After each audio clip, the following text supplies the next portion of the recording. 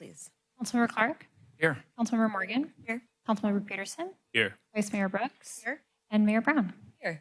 Please join us for the Pledge of Allegiance.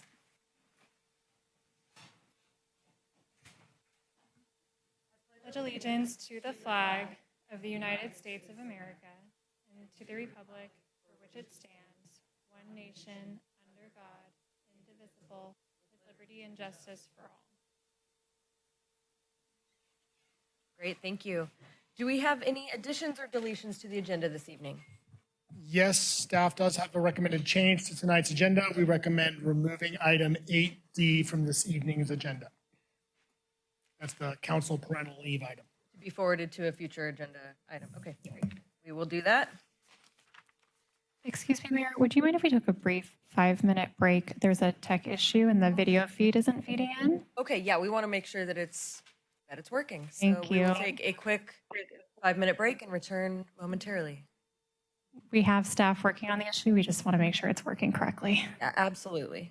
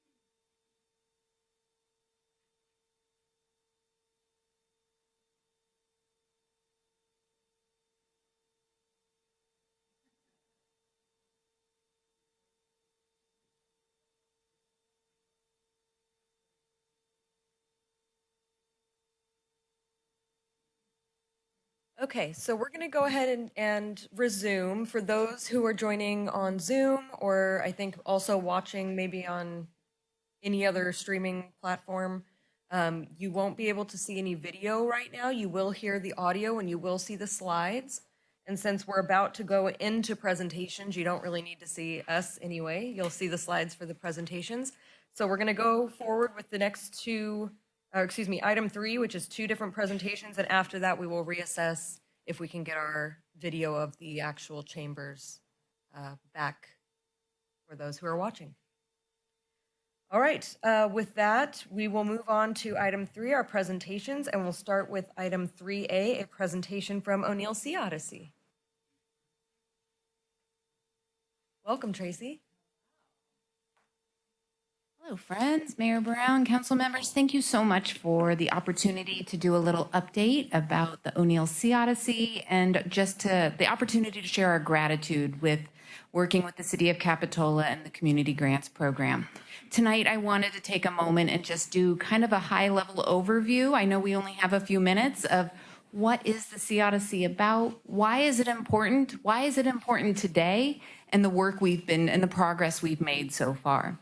So I always like to start, the O'Neill Sea Odyssey is really about the ocean is your classroom. It is for all of us.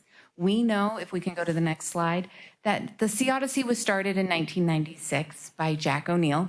He had this amazing vision. He used this 65-foot catamaran as a floating classroom. Really knowing and understanding, first and foremost, that when you have access to the ocean, you start to build that care, that acknowledgement, that understanding how we are all inextricably connected to the marine ecosystem. So since founding, we've served over 127,000 students with ocean-going programs. We are a one-of-a-kind program in the region where there is no one else that is able to provide this opportunity to get students out on the water. We provide our program 100% for free, really first targeting students here in Santa Cruz County, Santa Clara County, and Monterey County, targeting those youth that would otherwise not be able to get out on the bay in any other way. Typically, we have on average about 50% of our students have never been out on a boat on the ocean before. And really what we're about is that idea that when students know more and they care more, they're gonna do more. And we're really trying to get students at that age where they are at that fundamental spot, right? To know that they can build these memories. One of my favorite moments is when I walk through town and have people being like, I remember my time on the Sea Odyssey. I remember getting a chance to go. I remember now knowing why I need to pick up my trash. It is some of my favorite things to do. I always like to say, if anyone's having a bad day, call me. I would love to get you out on the water because you can't have a bad day when you're out there. But what we're really about is here in the city of Capitola, so many of our residents, so many people come here because of the access to the Monterey Bay National Marine Sanctuary. We see this from our backyard. It is what influences the economy, what drives people to be here. And if we are not giving youth the opportunity to build that connection, we're missing a huge opportunity. So that's really what this is about.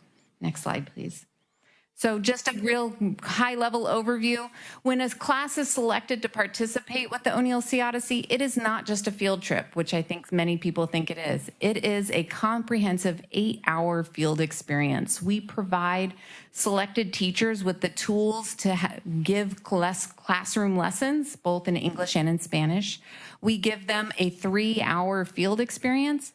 And then really the cornerstone of this is, again, the Sea Odyssey is 100% offered for free. We provide this for the community by the generosity of our community. And all we ask of our student participants is that they pay it forward, that they get a chance to apply what they've learned with a community service project that is student-led and planned. So, next slide. So one thing I always like to hit on, if we can go one more slide, please, is just to give you a why now. Why is this important? The state of environmental education. And I won't make you read all of that because there's a lot of words up there. But back in 2015, the California Department of Education created a blueprint for environmental literacy, basically a pathway to help residents and individuals K to 14 understand what do they need to know to build that authentic connection to the natural world, and why is that connection important? Because really, if you look at the bottom there, what is an environmental literate person is about? It is the ability to act individually and collectively to improve and understand the natural world around you. And that is what the O'Neill Sea Odyssey is about. We're not just giving knowledge, but we're really reaching youth at that moment to inspire the next generation of civically minded individuals. Next slide, please. So what did we do here with the City of Capitola? Our community grant that we applied for was a 3-year grant, and we're working to serve, we had said, for 4 classes from the City of Capitola to provide hands-on STEM-based learning for elementary youth, both in formal and informal settings. So what that means, just to break that down, is to look at not just the classroom experiences, but working with the informal environments such as Camp Capitola and other after-school and out-of-school time learning opportunities. Really thinking more about strategically, how do we not just have the ocean be a one-time field experience, but a collective, a series of experiences that you can build upon. So over the years, next slide please, we've really started to build on and to think about some of this. We started in the first year with just starting some of the conversations with the recreation team, thinking about and serving the Camp Capitola students, thinking of the older ones that come out and are ready for some of those experiences away from the main camp. We started talking about how can we serve students when they're half days or when there are no school days. And we're starting to work with the instructors there and think more about how can we keep to build this out. Next slide. Last year, we served our 4 classes from Capitola. I think you're gonna recognize a couple of those faces up there, but we were served classes from SoCal Union and New Brighton Middle School. And as we look forward to the year we're in currently, we again have our 4 classes scheduled for this year. We have the classes from Camp Capitola as well as 4 classes from the SoCal Union Elementary School. If you want to go up, next slide, thank you. And as we're looking for this year, not all the students have come out this year, but as we're really starting to build out our vision for this year and going forward, we're continuing the conversations. The funds that have come from the City of Capitola through these community grant programs have allowed us to leverage these dollars to bring in more dollars, to bring in and think critically about other pathways of support to expand these services. So really what we're looking at is thinking more about not just the field experience, but we've been able to leverage these dollars for county core funding, for state funding to really enhance the professional development sort of experiences. So we're really starting to think more about offering hands-on teacher training, thinking about next generation, how can we offer more transportation scholarships, how can we continue to reach and eliminate any of those barriers that are going to prevent students from accessing the coasts and oceans that we know and love so well. Next slide. So one of the cornerstones, and I wanted to highlight this because I think this is really impactful. Again, cornerstone of the Sea Odyssey experiences are these student action projects. So of these projects that have been done with the classes that have participated so far, and these are just preliminary numbers, we're going to continue to gather more data as we go on. Next slide, please. Students have done beach cleanups. Not only have they done beach cleanups there here at the beach, but they've done campus cleanups on their school campus and in local watersheds. They've collected hundreds of pounds of trash, and we're continuing to look at how do we better capture that information so that we can understand the second tier of impact for students that come throughout our program. Next slide, please. Other projects included student public service announcements. Students then took the opportunity to educate younger students. They not only took what they learned, but they shared it with their friends and family. They went back to school and talked to the younger elementary age students, whether that be with a direct lesson about recycling, or maybe they were making signs to share at campus about Earth Day and how do we kind of continue these messages going forward. If you ever, I have some fun videos that I would love to share at one point of students, technology is so readily accessible these days. They've made some really great PSAs that are fun to share. Next slide, please. So just to give a quick snapshot, the funds, again, that have been generously provided have covered about 50% of the costs associated with these programs. We then continue to leverage and fundraise through our donors, through outside grants, to fund the other 43% of the classes that are served from this area. And there is still more demand and need, so we're looking to kind of figuring out how do we ramp that up even further. Next slide. Just to kind of finally summarize, right? So our outcomes, the things that we're really trying to improve and touch upon is that students know more, right? They gain more knowledge through the O'Neill Sea Odyssey experience. They know more, they know how to take action, and they do more by talking to their friends and family. So if you go to the next slide, one of the things, this is from last year, we're just getting ready to produce this year's report, but this gives you a snapshot from how the Sea Odyssey really does start to make an impact. We do an evaluation with our students, both before and after the boat trip, during their experience, and we see on average at least a 20% increase in a student's environmental awareness after participating in the Sea Odyssey experience. This does not reflect here, but we have gone back 5 to 7 years later, and that number still remains high in terms of what they retain from that experience. We really do work to serve those students that are selected in the program, so they represent the community that we're in and represent the multilingual learners that are here as well. So we're really working to reflect who we are.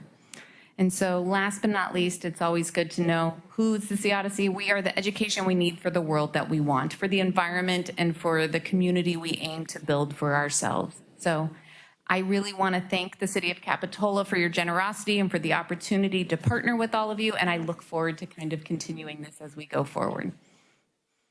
Can I answer any questions? Thank you. Any questions? No?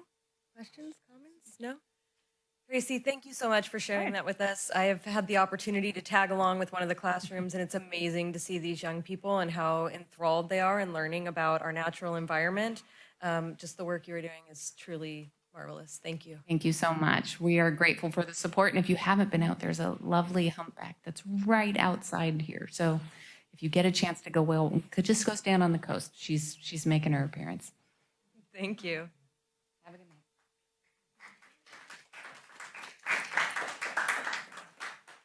Julia, it looks like we have video back. So just letting everyone know, you should be able to see us now, for better or for worse.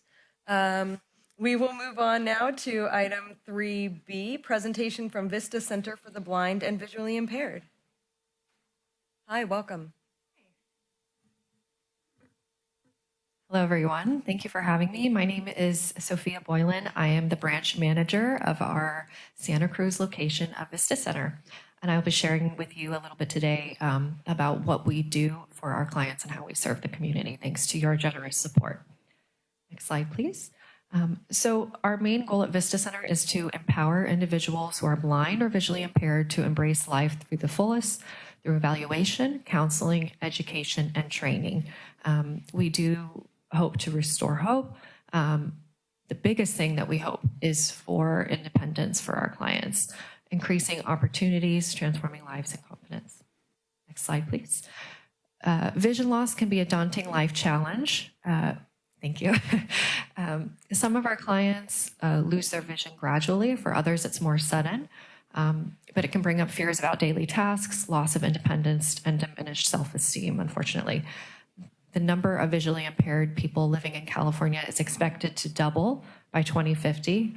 In the coming years, there will be an increased need for our services in this community. Next slide, please. Next slide. So many of the clients that we serve are seniors, 65% of those who are visually impaired, and 82% of all blind people are age 50 or older. Vision loss can be caused by congenital conditions, age, disease, or even injury as well. Next slide. So as I mentioned, Vista Center Santa Cruz is part of a larger Vista Center organization. We do have 3 branches in Palo Alto and San Jose as well. So we were originally founded in 1936 as a Palo Alto Society for the Blind. Locally, we joined with the Doran Blind Center in Santa Cruz in 2003. We've been Vista Center since then. And we also have Santa Clara Valley Blind Center, which is merged with Vista Center in 2018. Our largest branch is in San Jose.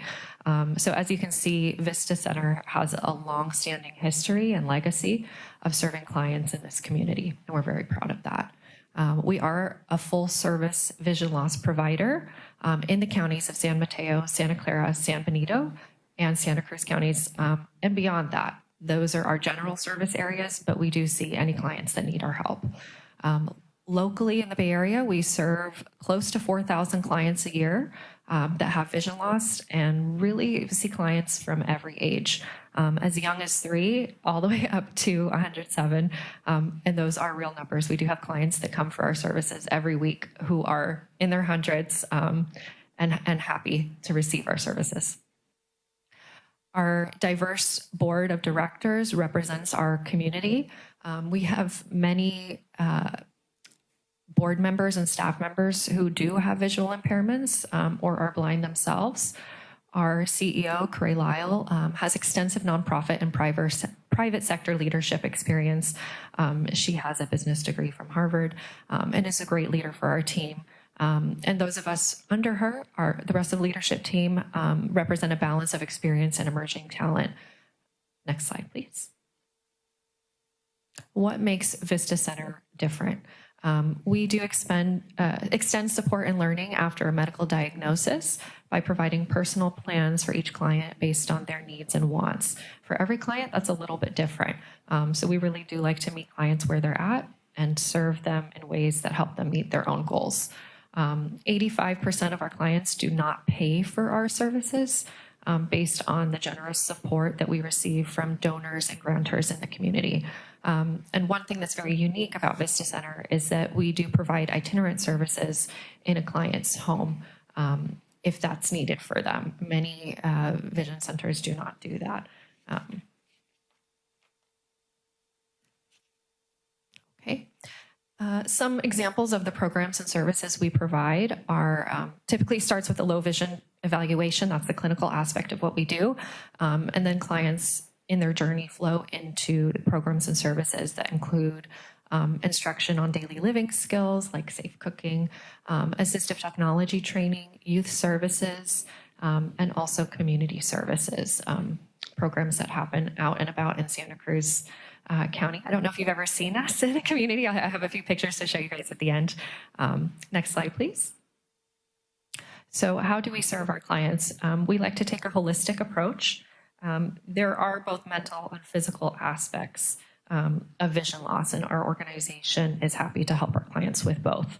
We provide social and emotional support through things like support groups, physical empowerment, and help create pathways to goals, whether that's related to school, work, travel, or recreation. Next slide, please. So the purpose of the Vision Loss Rehabilitation Program is to support and teach the necessary skills to an individual who is losing or has lost their vision so as to maintain or regain their independence. Again, we work with clients on teaching them skills like cooking, self-care, home management, organization, safe commuting and traveling on public transportation and airplanes, staying connected to family, friends, school, work, and the community, and also empowerment programs for clients to advocate for themselves. So the service is funded by the generous grant that you've awarded our organization. Our needs assessments and counseling, safe and healthy living instruction, support groups, such as adjustment to vision loss is one of our support groups, and low vision evaluation and visual aids. Next slide, please. So some of the vision loss rehabilitation activities for safe and healthy living, just to dive a little deeper, include daily living skills, orientation and mobility, which is travel training, assistive technology, and low vision services such as evaluations and needs assessments for devices. Next slide. So in fiscal year 24, Vista Center provided services to 279 residents of Santa Cruz County, 21 of which live in Capitola, and 15 of them were directly funded through this grant that you provided us. Vista Center is the only provider of vision loss rehabilitation services, for the blind and visually impaired residents of the city of Capitola and all of Santa Cruz County.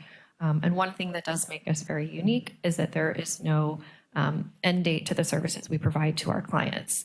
We offer continued support over time, and many of our clients have been receiving our services for 50 years, 40 years, 30 years, and their needs change over time. Technology changes over time, so we're happy to continue serving them for as long as they need our support.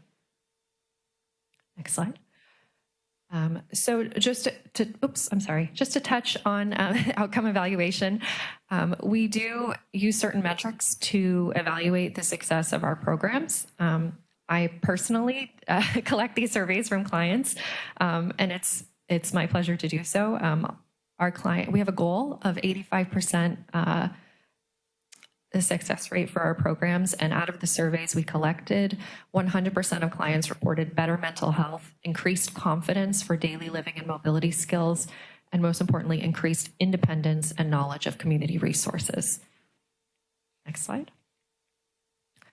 So the last couple slides here, I just wanted to include some photos of Vista Center in the community. This is one of my personally favorite programs. They're called Orientation and Mobility Walks, and a group of clients will go out in the community once a month, different trails, different pathways throughout the county, and practice their orientation and mobility travel skills with each other.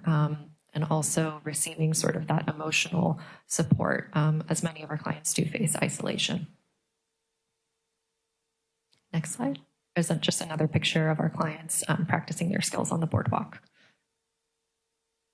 Okay, Vista Center board, leadership, staff, and program participants thank the City of Capitola for its funding support and community partnership. We really do love our clients, and we're very happy to serve them. Thank you. Thank you. Thank you so much for being here this evening and for the work that you do. Questions? Questions? Okay, thank you again. All right, we are going to move on now to what? Item 4, additional materials. And it looks like we had quite a few. We had additional materials this evening for items 8B, 8C, and 8D, which has been removed from the agenda tonight. One email was received for 8B and one letter for 8C. All additional materials are available for public review online in the agenda packet at the back of the room. Thank you.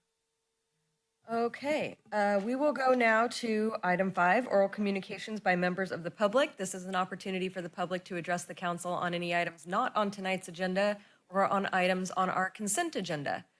You will have 3 minutes. Go ahead and state your name if you would like it recorded in the record. Welcome. Thank you.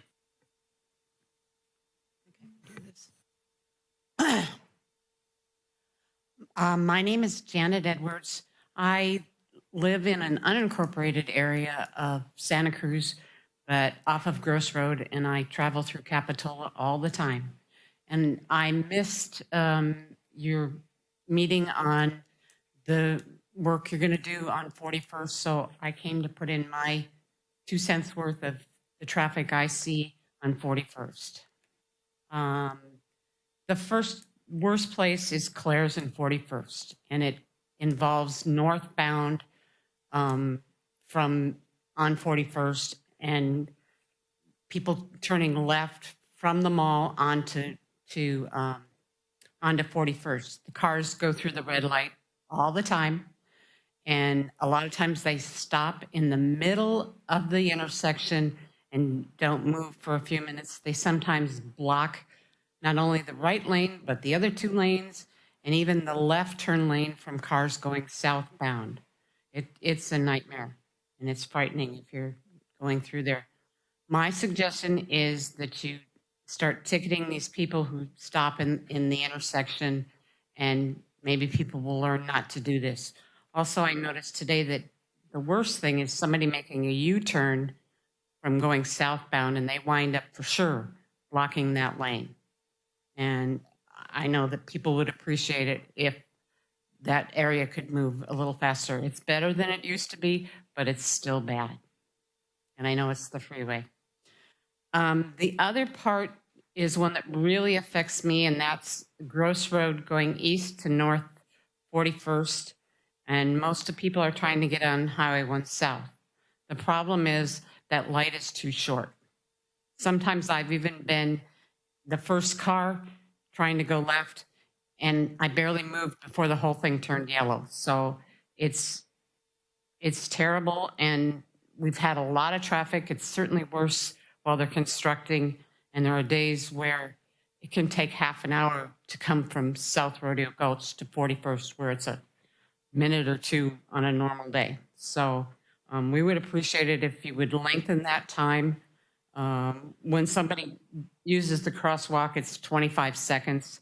Other times it's a lot less than that, like 5 or 10 seconds even. And it can be all day. Sometimes it's, in the afternoon, but a lot of times it's just in rush hour traffic.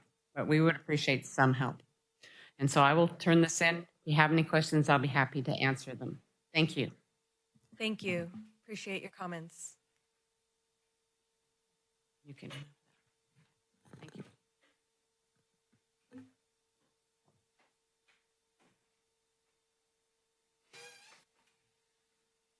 Hi, welcome.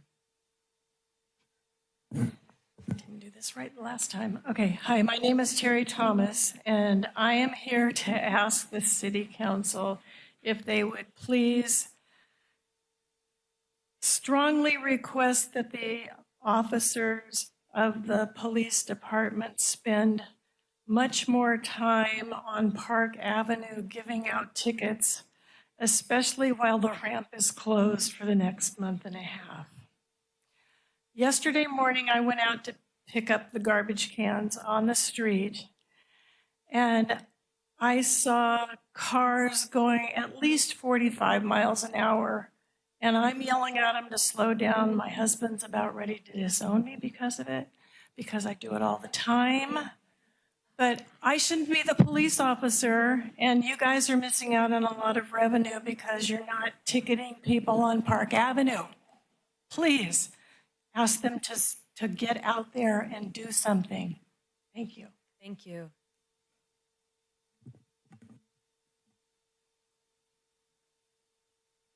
Hi, welcome.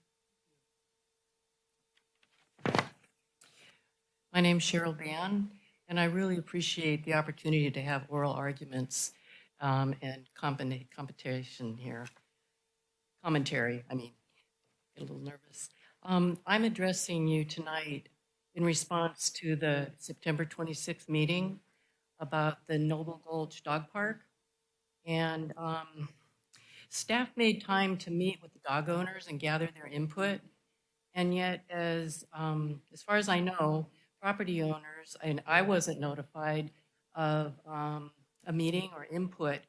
And I did send a letter, and I'm assuming the City Council and the Planning Commission got it.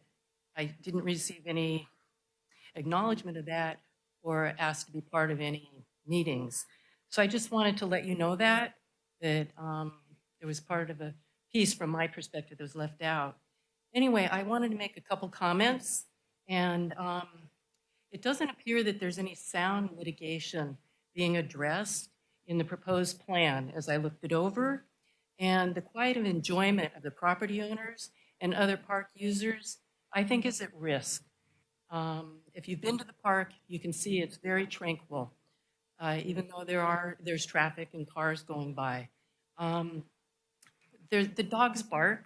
We all know that. They also fight at dog parks, and owners raise their voices, and there's neighbors.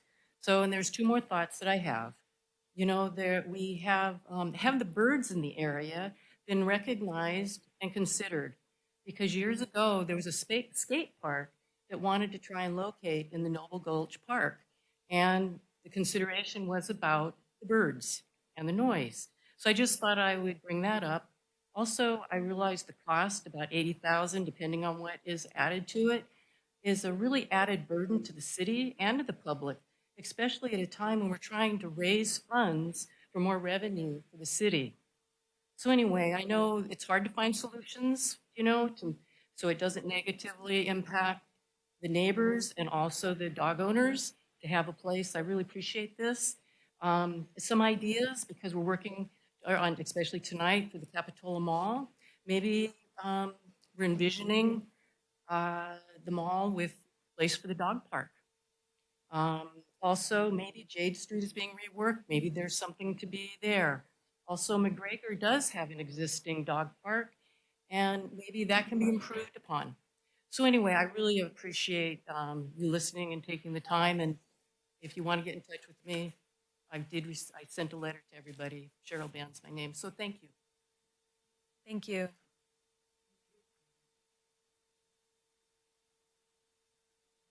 Hi, welcome. Hi, Marilyn Garrett. We've heard of 5G, phones, cell towers, etc. Graphene oxide is a compound of carbon, oxygen, and hydrogen in various ratios, which can be formed into ultra-thin layers about 1 nanometer thick. Graphene's high conductivity and flexibility makes it the linchpin of 5G wireless technology, as it is a super absorber of microwaves. Graphene oxide transistors are in every 5G transmission device. Frequencies in the 5G range operate at more potent power densities than those in the 4G range. A recent paper in Annals of Case Reports by EMF researcher Dr. Leonard Hardell indicates that exposure to the high frequencies and power density of 5G results in a host of neurological symptoms, such as tinnitus, fatigue, insomnia, emotional distress, skin disorders, and blood pressure variability. The references are here. Moreover, the high energy consumed by 5G cells is discharged into the air, exposing plants, animals, and humans to unprecedented levels of electricity. But there's more. Researchers in both Spain and the UK have found graphene oxide in the COVID vaccines and have observed strange transistor-like structures in the blood of COVID vaccine individuals, raising the possibility that 5G frequencies can communicate with the graphene oxide structures in the blood. Moreover, a 2020 study in Atlanta found the graphene oxide nanoparticles showed excellent selective sensing ability towards adrenaline and tyrosine. Now, let's put all this together. Vaccinated athletes pumped up in an adrenaline rush, performing in stadium environments of intense Wi-Fi and other frequencies, fall over with cardiac arrest. The last 2 years have seen over 1,000 such deaths. Coincidence? We think not. This is from Wise Tradition, Spring 2023. I'll give you a copy. Thank you. Thank you.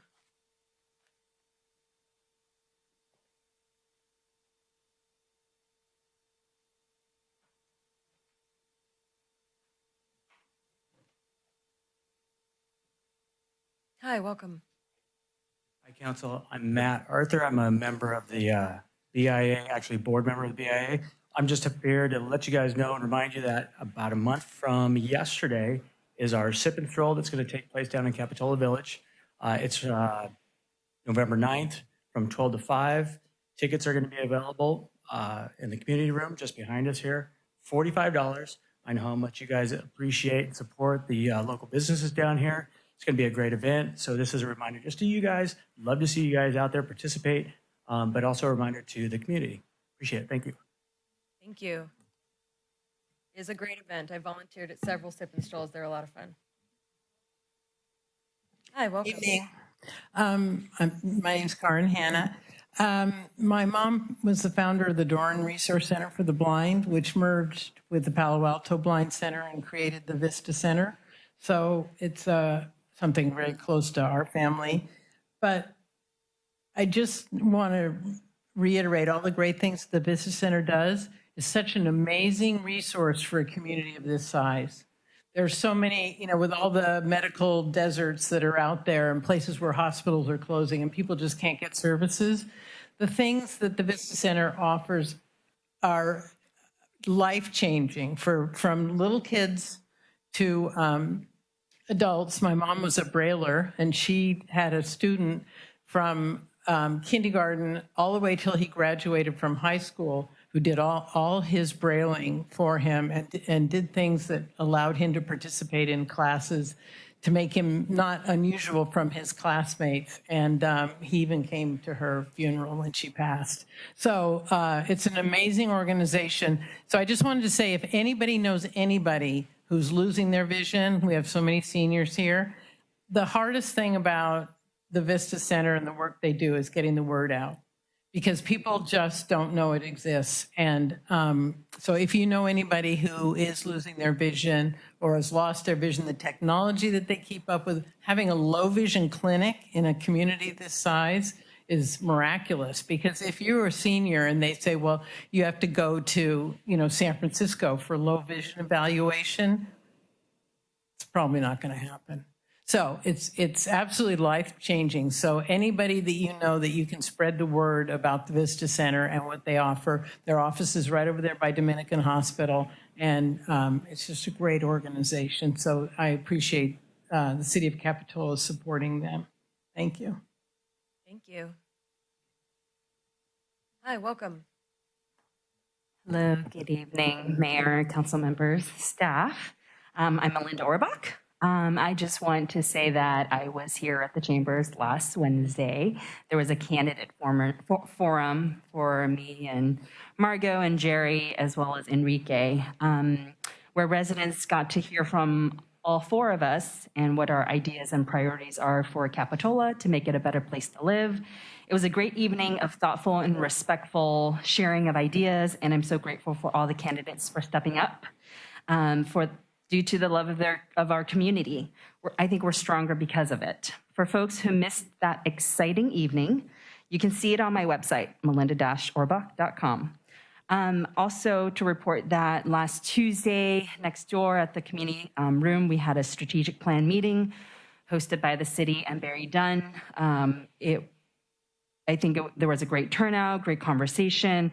I applaud this council for having the vision to initiate that process, because it's the first ever that we're doing a strategic plan for the next 5 years in terms of what we want to prioritize. As with previous city outreach efforts, my biggest concern is this great idea, with this great idea, is the lack of public participation. I've taken the initiative to include outreach for the strategic plan as part of my campaign. Whether I win or lose in this election, I think breaking down barriers to civic engagement is what I care deeply about. We need to ensure this effort continues, and I urge folks to go online and complete the survey. I was also at the Get Out to Vote, We Vote rally on Monday at the courthouse, and I urge folks to create a plan to vote. There are a lot of different measures on the ballot this year, and it takes time to really do your research and dig in. Some of the reasons why I'm voting is, I care about protecting our freedoms to love who we love, to be who we want to be, and to do as we wish with our bodies, and to protect those around us who are disenfranchised, marginalized, and oppressed. Our next president will also likely be appointing the next 2 Supreme Court justices, and we know how important they are, as evidenced by the reversal of Roe v. Wade. So please make a plan to vote, y'all. Also, please vote yes on Measure Y. Thank you. Thank you. Hi, welcome. Thank you. Not running to get up here. Hey, you know, when you get to be my age, you're just happy to put one foot in front of the other. I am impressed. My first time here, I look back here, I call it a community table. I'm Richard Lewis. You don't need to know no board, no staff, with some relationships go back a long time. Can't transfer in 3 minutes what will take later more time.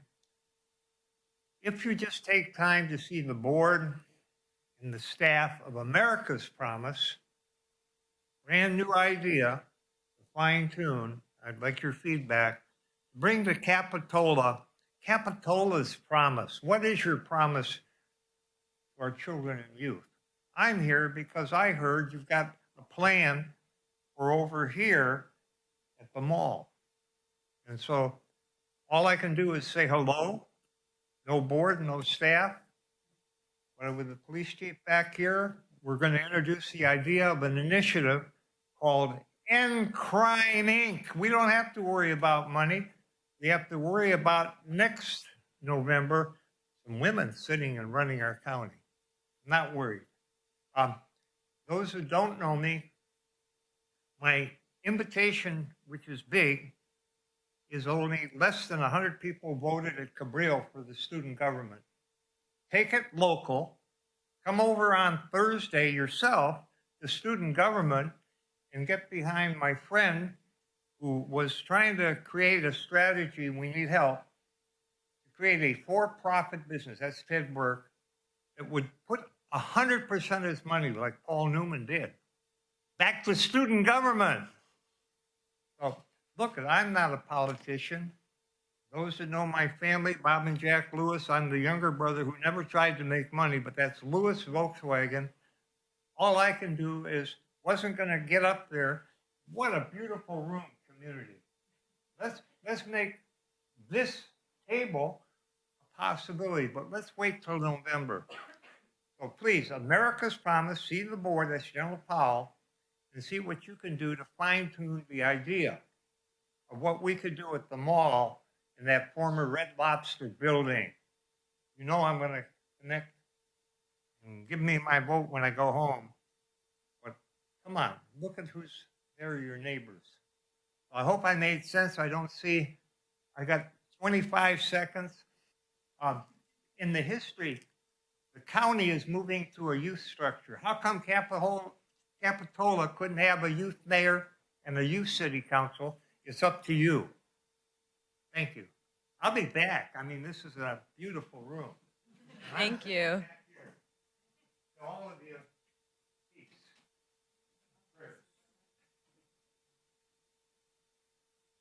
Good evening, everyone. My name is Keith Galen, you know me, but I just have 2 points this evening. One is I totally want to reiterate what the one woman was saying about the traffic. In my 4 trips in the last 2 days, I've seen a young woman go through Hill and Capitola right out Army Bay, right out Knob Hill at 25 miles per hour. She did not even stop. I've seen 2 or 3 cars that are going 30 to 45 miles per hour down Park.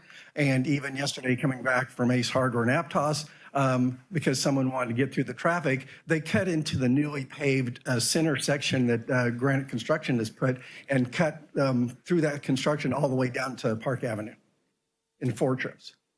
Okay, so we have a serious problem, and we all know sitting here, it's not going to get better in the next couple of years because there's that much construction going on with Granite.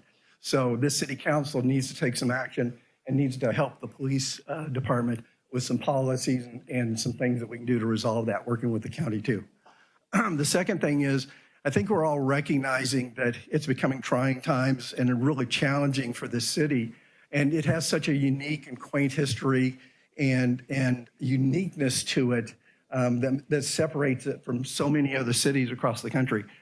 So the bottom line is, what I'm requesting for the council is, after the election and moving into 2025, I'd like to see the council come up with a committee to evaluate putting some criteria in for running for city council. For example, I think you should at least have lived in the city for 5 years. I think you maybe should have participated in the Capitola city government course that they've had. some other things like that. I think it's too important for this city to just let anybody come up and try and run for the city council. I think you have to understand the city, understand the history, understand the volunteerism that exists, and appreciate what we have here and how we can continue, excuse me, continue it. Thank you. Thank you. Any further public comments? Welcome back. It was fun the first time. Yeah. I'm actually, again, greetings all, thank you. I'm actually going to make a statement with a different hat on as a commissioner for the Commission on the Environment. I want to make sure everyone was aware of a historic vote earlier this week from the Board of Supervisors banning all filtered cigarette products in the county of Santa Cruz. Part of that is it will go into effect not until January 1, 2027, but it is important that each of the municipalities really step up and also consider endorsing this and also passing your own ban in your jurisdiction. Cigarette butts remain the #1 item that is found on any public beach walkway regularly. Those little cigarette butts are made from cellulose acetate, a single-use plastic that not only infiltrates our lives and our lungs, but the lives and lungs of all of the inhabitants, plants, animals, and humans. It is causing so much toxicity throughout our ocean column and in our own lives. Annually, the county spends upwards of $2 million to clean up that trash, and those funds could be put to so much better use. So I respectfully request that you consider putting this on a future agenda, and I appreciate your awareness of it. Thanks. Thank you. Any further public comment tonight? Okay, seeing none, thank you everyone for your comments this evening. We will bring it back to staff and city council comments, and we'll start with staff. Good evening, Madam Mayor, members of the council. Just one quick announcement for the council and for the community. We are recruiting for all boards and commissions right now. We would love to see more applications come in. So if you're interested in serving this city, please consider stopping by our website and applying for a board or commission. Get your applications in by Thanksgiving. And then I think we have a comment from our Public Works Director about, unfortunately, we have some relatively unfun news about traffic. Not our project, but we thought it's a good opportunity to inform the community about a pending project that's going to happen within our city limits. Good evening, Mayor and council members. Again, not our project, but will impact the west side of town. Unfortunately, county sanitation discovered in the past few weeks that they have a serious problem on one of their sewer mains on Capitola Avenue near the Clare Street intersection. So they have gotten right on it. They have Granite Construction under contract, and they are going to start that work next Wednesday, the 16th, and expect it to last for 3 weeks. So during that time, and when you're coming into town on Capitola Road, Capitola Road, you will not be able to make that left into the Clare Street loop there by the mall. There will be other times where the traffic will be impacted. We are working with the county with their traffic impacts and their traffic control plan. The clerk's office has prepared some social media to put that information out to the public. And as you may recall, we had a major CIP on Capitola Road last year, which the county will be required to completely restore at the end of their project. Thank you. Any other staff comments? No? Okay, we'll bring it to the council. Council comments? Oh, just kidding. Not yet. All right. Hi, Chief. I was going to say something good about the police department, too. I just want, good evening, everyone, Mayor and Council. I just wanted to address the council and then the community. We have been hearing the outpour of the concerns up in the Cliffwood Heights neighborhood and all the construction that's going on Bay Avenue. We have increased our patrol up there, so we have overtime shifts that have been authorized. But again, this is kind of a Band-Aid with it right now. There's a tremendous amount of road work being done. We're addressing it. We're addressing it like with our annuitants and overtime, but it's one of those things that we're getting back and rehuddling and looking at everything and looking at all the different projects and looking at it from a variety of different ways. But enforcement is one of those things that we've definitely stepped it up.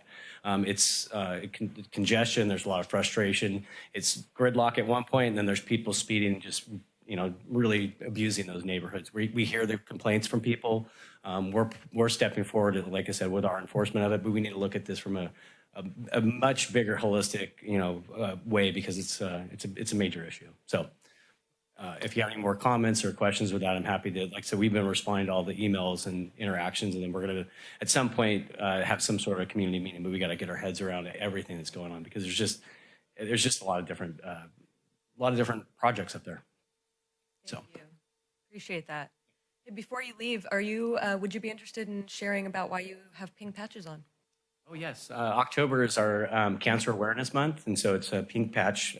So the month of October, we'll be wearing pink patches in support of the cancer awareness. So all of our uniform personnel will be wearing that for the month of October, and the POA then will accept donations, and then we donate it to a local cause. Thank you. Yeah, absolutely.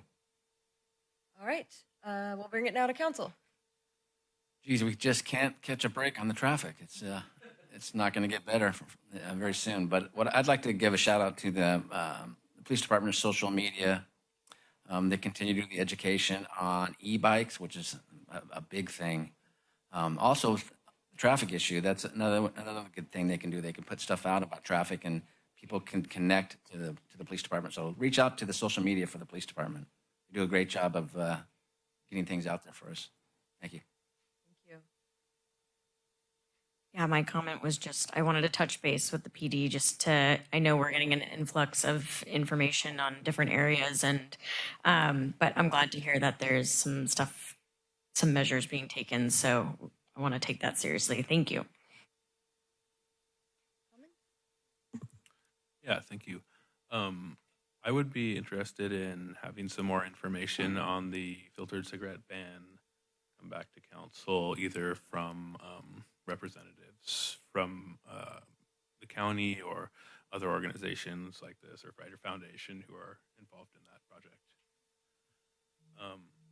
And I would also like to request that we look into an economic development committee and that be brought back to City Council. I know we had one at some point in the past, and I have talked to members of the BIA about that possibility and getting concerted efforts towards ensuring our fiscal health in the long term.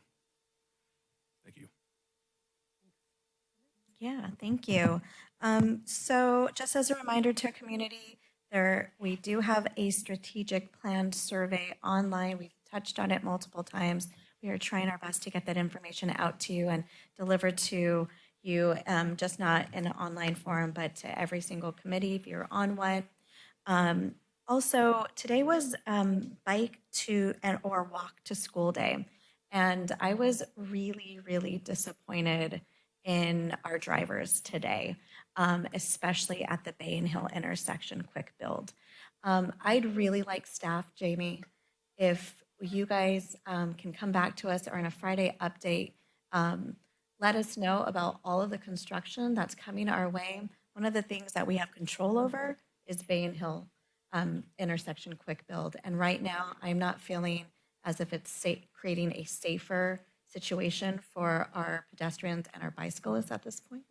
And it really, really concerns me that it's not being as effective as we had all hoped for, in addition or in correlation with the on-ramp being closed and the bridge being closed. And I know staff has worked really hard on this, but this is something that is heightened. I saw so many people and kids today almost get hit at this intersection. And because I know council, this was our priority for safety, it's not feeling that way. And I'm hearing it from the community all the time. Even one of our police officers said he saw something in Watsonville where they're walking across the street with flags just to make it safer. There's some really easy things we can do in the meantime. But I'd like for staff to come back with information on all the projects that are taking place or are in the coffers to us, and to have this Bay and Hill intersection come back to council sooner than we had anticipated for. We've paused the study already because we're not able to collect actual data on if this is effective or not. It's just really impacting us more than I really hoped for, and it's not making it safer. So I'd like to see that. And then also we had 2 great presentations from our grants recipients. I'm not sure if all grant recipients have been notified that they need to report out to us. Okay, great. So I'm sure we'll hear from all of them as well. And then I think that's all I have for now. Thank you. All right, thank you. I have a couple comments. I will start by thanking those who gave presentations this evening. I'm not sure that everyone in the community is aware of the diversity of services and programs that are available to us. And so I hope that by being here today and sharing what your programs do, that someone who might be in need of your services or a school who might be interested in bringing youth on the water will hear that and know to reach out. So I'm really excited that you were here today. I want to respond to the question about the dog park that was mentioned during public comment. It's still not finalized. There's still room for improvements. We're working on it, and it'll be coming back to council at a future date for finalization.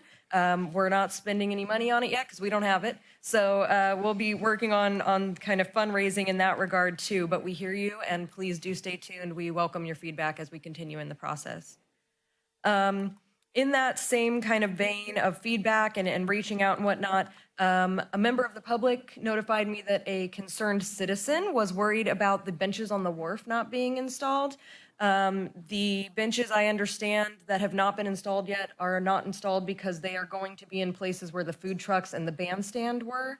And so they are to be installed this month, correct? Okay, so they are to be installed this month.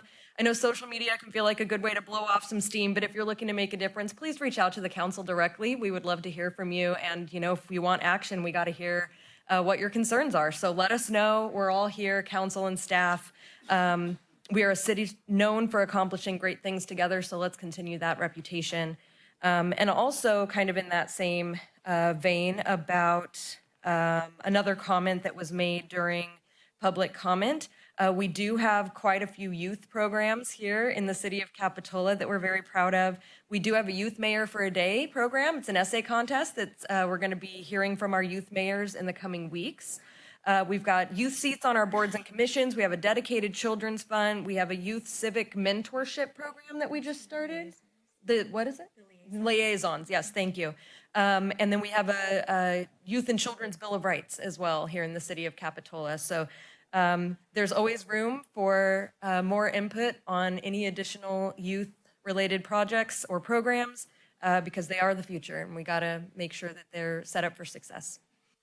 And then finally, I will share, oh no, not finally, almost finally, I will start, I will comment also on the traffic that we've all been experiencing, the speeding. Just a reminder, let's all exercise patience and deep breathing and be good neighbors. I know it's very frustrating with all of the construction that's going on right now. It'll be worth it in the long run, but in the meantime, we're experiencing a lot of folks who are just frustrated. And so let's all try to control our own frustration and be patient with each other. And now finally, Monty Fireworks Show on Sunday. Really looking forward to that. I apologize. I needed to have the details in front of me and I don't. So can someone share with me the time that it will start? And I know that the beach is going to be closed. Chief, would that be, right after sunset? Okay. Right after sunset. The beach itself is actually open. It's the wharf that's closed. Oh, the wharf. Thank you. Yeah, the wharf is closed. The beach is open. There's a buffer zone. I believe Hooper's is closed. But okay. All right. That's going to be exciting. I'm really looking forward to having that come back. All right. I think that's it for me.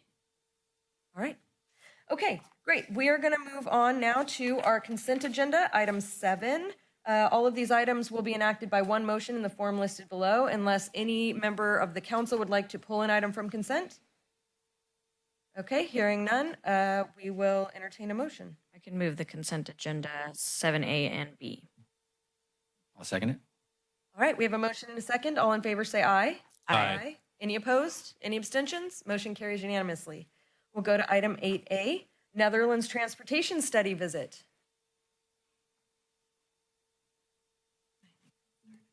Do you? All right, I know we had Vice Mayor Brooks and Kailash went to the Netherlands. Hi, welcome. Hi, I'll be some begin, but I don't Great. start this. Yeah, so as many of you know, I recently had the amazing opportunity to join Ecology Action an Ecology Action paid trip as a city delegate to the Netherlands, where we dove deep into their bike infrastructure and how it connects to mobility, safe streets, and economic growth. To be honest, what was excitement at first turned into nervousness for me because I actually have never traveled that far from my family, and I honestly couldn't remember the last time I rode a bike. So, and also I didn't know much about Ecology Action. I thought maybe I signed up for some like bike cult or something like that was going to try to change. So, but after several planning meetings and a few practice bike rides, I soon became fully immersed in what I could confidently call a trip of a lifetime, thanks to Ecology Action. What I discovered is that building a more connected community like we hope to achieve as we're all living through all this traffic right now requires significant effort. I noticed that in the Netherlands actually face similar challenges as we do, with super congested freeways and dense populations and the same growth that we're seeing here in our county. So despite having efficient strategies and growing their freeways as much as they could, and robust train systems and bus routes, that just wasn't enough. And for decades, the Dutch have taken bold steps in creating what I was able to discover as really these beautiful walking and bike paths in this great network that you'll hear from Ecology Action in a little bit about. So they began developing these protected bike lanes and paths to create a more connected community, sustainable, and one where residents actually could navigate safely, as I was talking about earlier, and that people had a choice on the mode of transportation that they wanted to take. So if you just love your car and you needed to get on that freeway, you still could do that. But if you lived in a community as small as ours, you can get on a bike and safely ride to school, or you could walk easily to Nob Hill or to the mall. It was just really interesting to see and observe all of this. So today, the Netherlands is a living example of how smart infrastructure can improve mobility. I am no expert, but what I really was hoping to bring back here and to explore more was just creating safer streets. We saw the congestion in front of New Brighton Middle School today, and again, what we're hearing at Park Avenue. This is just not safe, livable opportunities for any of us. And so some of the things you'll hear from today from this group is about who they are and share a little bit about more of what we've done. And then also Kailash was able to attend with me. And so I was really happy that I got to go with an expert because they literally were in the streets measuring, like, Kailash, did you bring the measuring tape? I can't remember who did it, but they were hopping off bikes and measuring roads and seeing if a car could fit with the bike lane. It was just, again, it was just really cool to see what were successes. I'll add, though, that with all those the current successes, there were many failures. And I know I mentioned Hilt and Bay today, and I know it's a touchy subject, but sometimes you have to try things to see if it's going to work, fail, and then try again so that we can find success in really creating a livable community that's safe for everybody. So I'll turn it over to Matt here, who will... We're going to actually show a video first. Oh, the video, yes. And okay, let's tee up the video then. Thanks.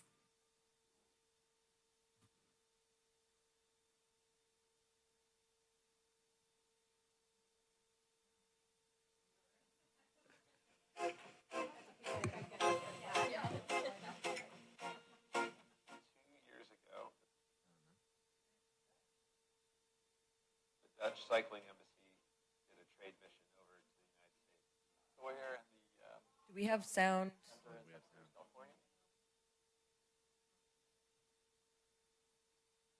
And we are trying to improve the situation on cycling in San Can we put a mic up near the As we were computer getting to know the speaker? Dutch Cycling Embassy, it became clear to us that they do more than just these think bike workshops. They also offer these study visit experiences. So they will help you organize a delegation of mayors, vice mayors, council members, county supervisor, city manager, director of public works, planners and engineers across all the jurisdictions, and go to the Netherlands to experience what all of those cycling principles look like. I'm excited that I have this opportunity. I want to improve our community and really our quality of life. I was just out looking at all the bike facilities and how they're integrated with everything. I'm beginning to get a sense of what it can be. I want to stress that it's around 50 years ago the Netherlands started with implementing dedicated cycling policies and planning efforts and investments, and that's the main reason why cycling is big in the Netherlands. Matt, what have you learned so far? Oh man, where do I even begin? The use of color is coming through pretty strongly. They have the red asphalt they use all over, and it's a pretty strong visual cue for where to go on a bike. They aren't just trying to eliminate the car, they're working with car management when thinking about ways we can manage cars to make the road safer for pedestrians and cyclists and make traffic better for drivers.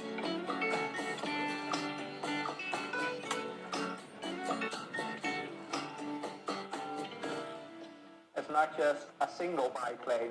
It's not just one single route of bike lane. It's about facilitating the option to cycle from anywhere to everywhere.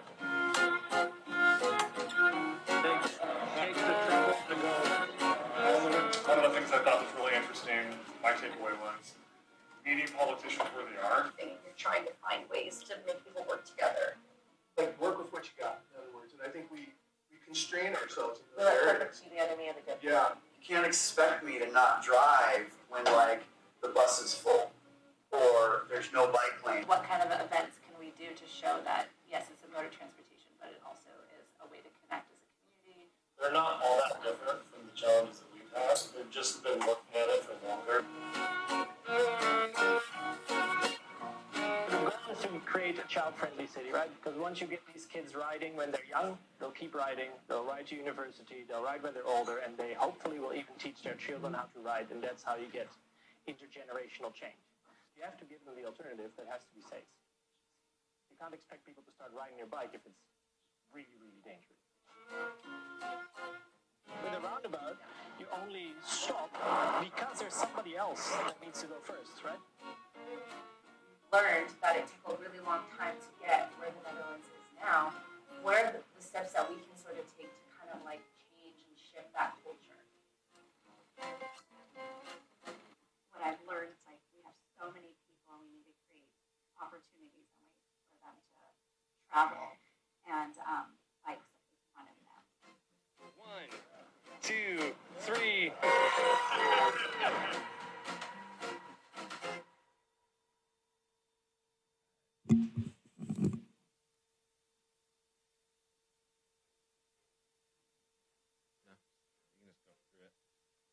There we go. Okay. Hi, everyone. Thanks for sticking with us. Hopefully the sound came through. Okay. Good evening, council, staff, members of the public. My name is Matt Miller. I work with Ecology Action. I'm a program manager over there in our Moto Active Transportation team, and I helped organize the study visit here to the Netherlands. So I wanted to, for a couple minutes, kind of set the stage for why did we do this trip? Who are we? What's the context of Ecology Action? If you could actually go back one more, or go back to the previous slide. So Ecology Action, for those of you who are not familiar, we're a 54-year-old nonprofit headquartered in downtown Santa Cruz. We do a lot of different kinds of work, but our mission is to advance equitable community climate solutions in high greenhouse gas emitting sectors. And for tonight, we're really going to be talking all about the transportation portion of that. Work that you might be familiar with, Walk and Roll to School Day, that's something Ecology Action has been running since the 90s for the last few decades. Bike to Work Day, that's one of our programs. We do a lot of, in our transportation work in particular, we do youth education and safety. We do a lot of adult and community-based work.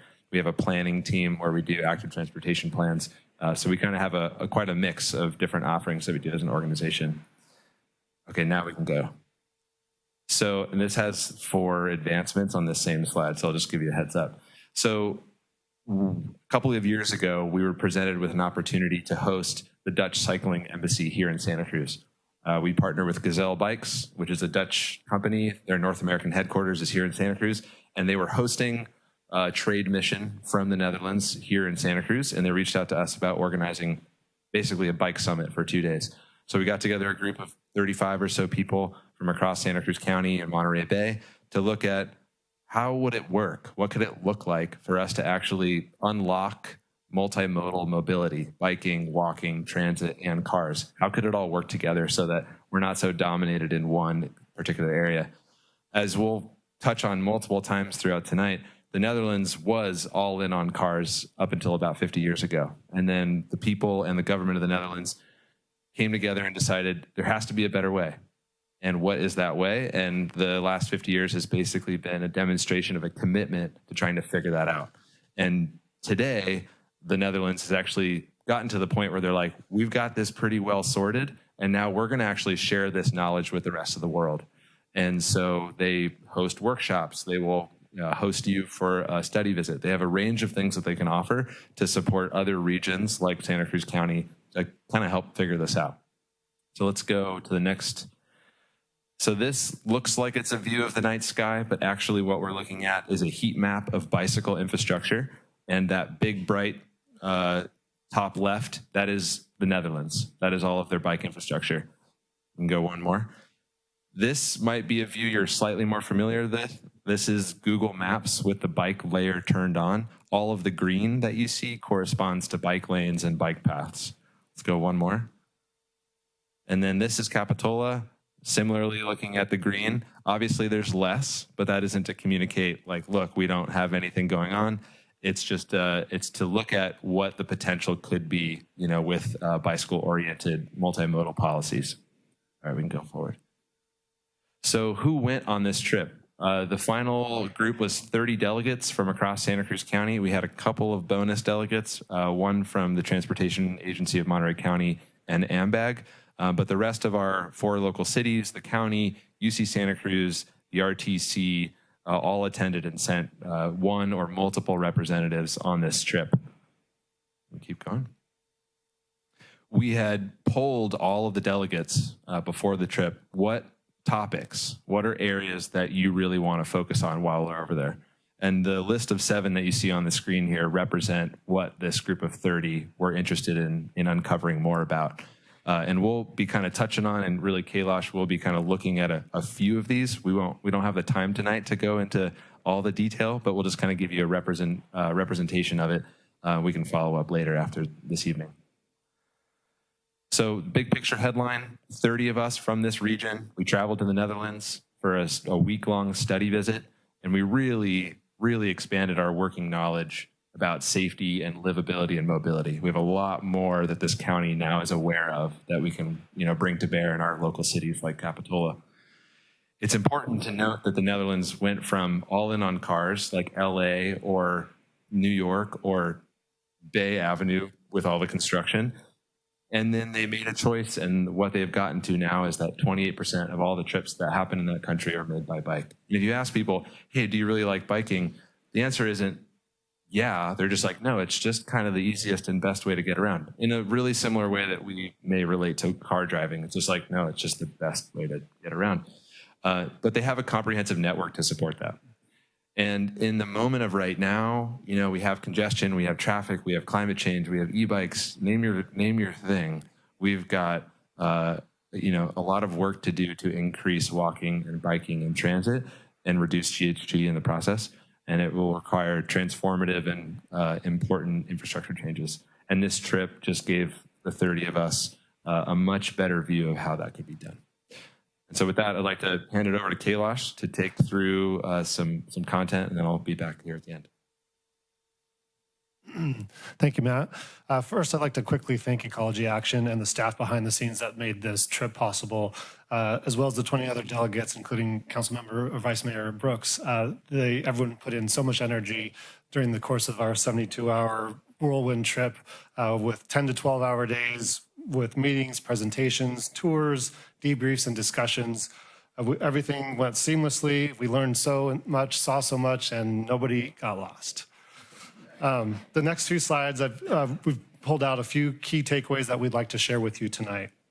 The first here is looking at your community as a network. So this slide shows a simplified grid pattern of a community divided into blocks or neighborhoods split up by roads, trails, or highways. This network allows us to traverse our town, within our town and into neighboring jurisdictions. Whether we know it or not, many of our roads have an existing hierarchy, from slower residential streets up to collectors and major arterials like 41st, increasing in speed and volume up to as large as Highway 1. This hierarchical approach allows us to make decisions about how we make use and build out this public right-of-way. Questions we can think about are, do we want to maximize throughput? Do we want to keep speed slow? Do we want on-street bike parking, car parking, green bike lanes, bus routes, or sidewalks? Some of these are compatible with one another with proper design, such as elevated sidewalks along roadways, but there are also times when they don't work together. For example, nobody has their front door on 41st Avenue, and there's no buses going down Riverview. To help further this topic, next slide, please. To help further this topic of thinking about the network, I've brought in a couple slides from our general plan, which shows our neighborhoods on the left, and then our mixed use and commercial districts on the right. And so I think what we want to do is ask ourselves, which neighborhoods, businesses, destinations do you live or frequently visit, and what facilities are there? How easy is it for you to get between these areas by bike, foot, or by car? And what is currently working well, and then what could we do to improve the connectivity between these regions? An interesting example that we learned on the trip that you may have grabbed in the video was that the Dutch were able to take large, dense community districts and eliminate cars from being able to drive through them. They had parking lots on the perimeter and made the entire walking areas big promenades for sitting and eating and shopping. And, initially we were wondering, how do they make this happen with, such large businesses being able to take regular deliveries? What do they do about emergency services? And they have this neat opportunity to put in bollards that are accessible for those services so they can get through, and there's no hiccup to the businesses, but you're able to make that a very safe area for people. While these models may not work exactly here, let's challenge us to think about what we could do. We already are familiar with the success of turn restrictions and speed tables to improve the safety in our local neighborhoods. Next slide, please. Furthering the topic of the network is focusing on the intersections. What do we do when those different road types come and meet one another, and how do you improve and kind of make those areas safe for all users? These areas are known worldwide to be the highest areas for incidents for traffic collisions, both with pedestrians, bicycles, and vehicles. So throughout Santa Cruz County, we often see pedestrian and bikes facilities either taper or fall out in some of our intersections. In Holland, they've made a very concerted effort to provide dedicated space for all forms of transportation as you enter and work your way through intersections. And so what we have here, a picture on the top, is Wharf Road and Clare Street. So that was kind of one of our latest and greatest of improving visibility for all modes of transportation. And I think the feedback we've been given is that this has been a significant improvement for all user types in that intersection. And then below that is a roundabout. So I think touching on what Vice Mayor Brooks said is that you try and you exercise different ideas, and sometimes you find a good version, and then sometimes you end up having to redo it and come up with a better. But as long as you keep trying and working towards that progress, I think that's the mantra that they were impressed upon us when we were taking all those presentations from the Dutch community there. I'd like to advance one more slide and take a minute to focus on school zones. So given that we do have 2 school zones in the city of Capitola with New Brighton Middle School and then the preschool at Jade Street, we want to look at what's the intent of the roads that you have in those areas. And so another mantra that they impress upon us is that you want to design your roads for the behavior that you want. And so what we have here on the right are 2 photos. One is the photo of New Brighton Middle School at pickup time, and then a school in the Netherlands at pickup time as well. This is right before the bell rang for both of those schools. I think you can imagine what that both look like as soon as you have kids spilling out into those streets. What the Dutch have done over time is identified the benefit of reducing the ability to have cars in that immediate 500 foot, or, depending on the neighborhood, what's the best fit for it, but trying to reduce the ability for cars to be as prevalent in those zones, knowing that you have that kind of more vulnerable community of children, often in high numbers and high densities in these areas. And so instead of driving right to the school, they encourage pickup and drop-off zones that are a little bit further out to allow walking and biking more safely in the immediate area around the schools. I think I'd like to take a few more minutes too and show the, or just start talking about, the question of why. Like, why should we entertain these types of changes? There are, I think, two main user groups that I think are a good focus for us to think about when thinking about these, is both our children and our seniors. I don't know if it's been the experience for all of you in your neighborhoods over the last 5 or so years, but I've definitely noticed a big uptake in the use of e-bikes in both of those user groups, the children and the seniors. And I think it's great. It's getting people out on their bike, they're exploring our neighborhoods. And I think the question we want to think about is, what can we do to make that a safer experience to be continued to be used? Because I think those user groups are only going to intensify over time. And I think our task is to try to make that the most safe and easy way for them to also enjoy our community. One other question that the Dutch often provided us to think about is to ask yourself, would you send a loved one, I guess, to walk or ride down XY street? And if the answer was no, what would you want to change to make that answer a yes? And I think in our community, thinking about the different neighborhoods and the business centers, I think we could ask ourselves the same things. I think some of our neighborhoods are easy to get between and safe to feel like you can get between, and others might have gaps in the system that we might be able to make or address. Beyond the safety and the communities, more walking and biking also ends up with people with improved mental and physical health and well-being. I know, for a personal example, I definitely feel better when I walk into the office after I've ridden to work rather than when I've driven to work. And then let's advance one more slide. And then another big question as to answer the question of why is the reason why is you end up with the safest streets in the world. And that's what the Netherlands has done with this concerted effort over time. The bar graphs are kind of hard to read, but on the left is the United States.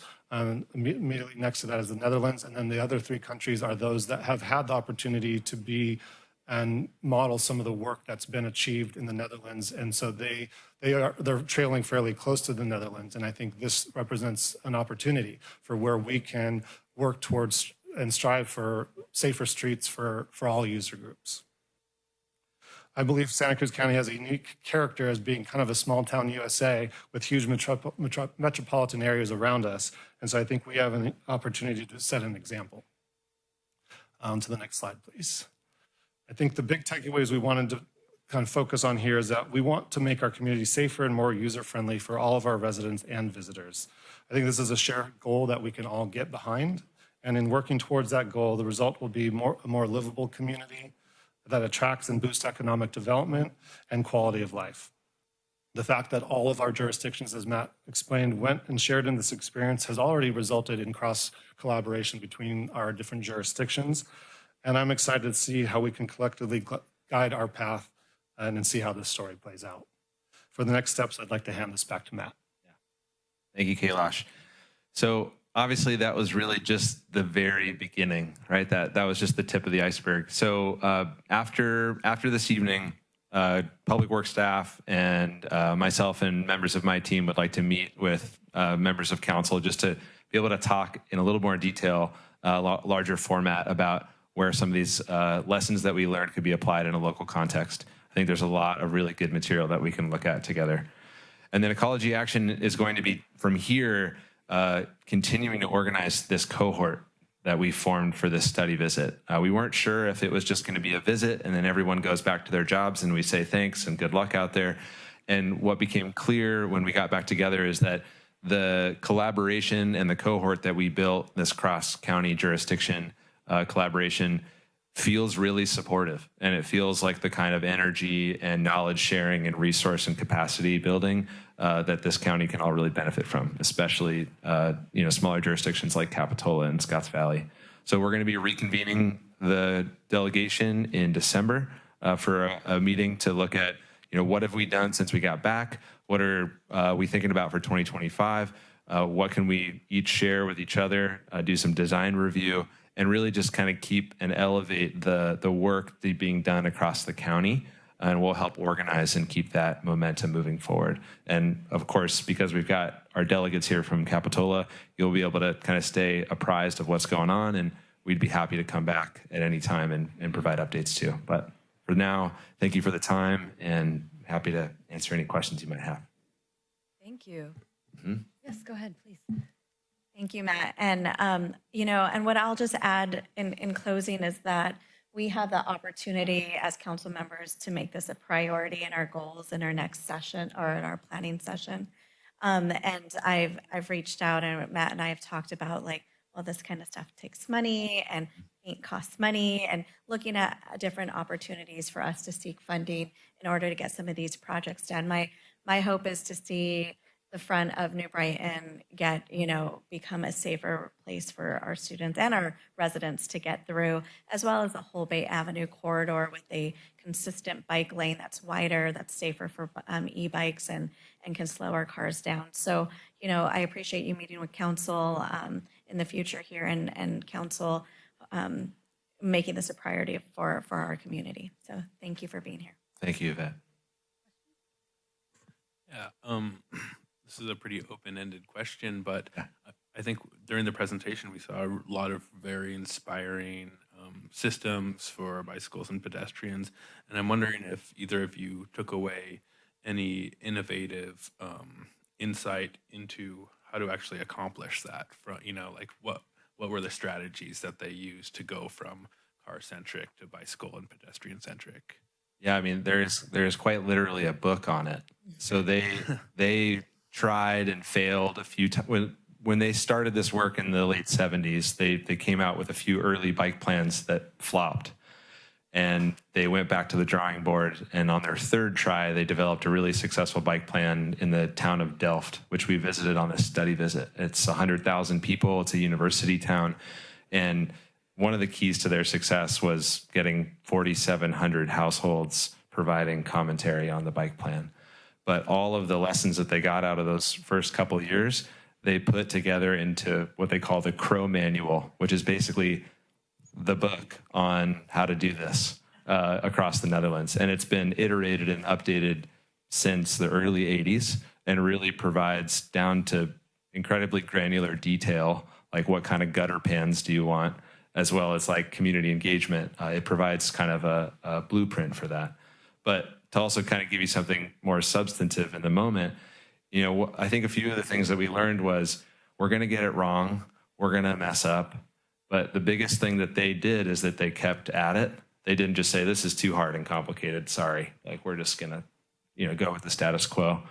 I think a couple things that we felt like were low-hanging fruit is really just appreciating the speed of travel and the speed of traffic on our roads.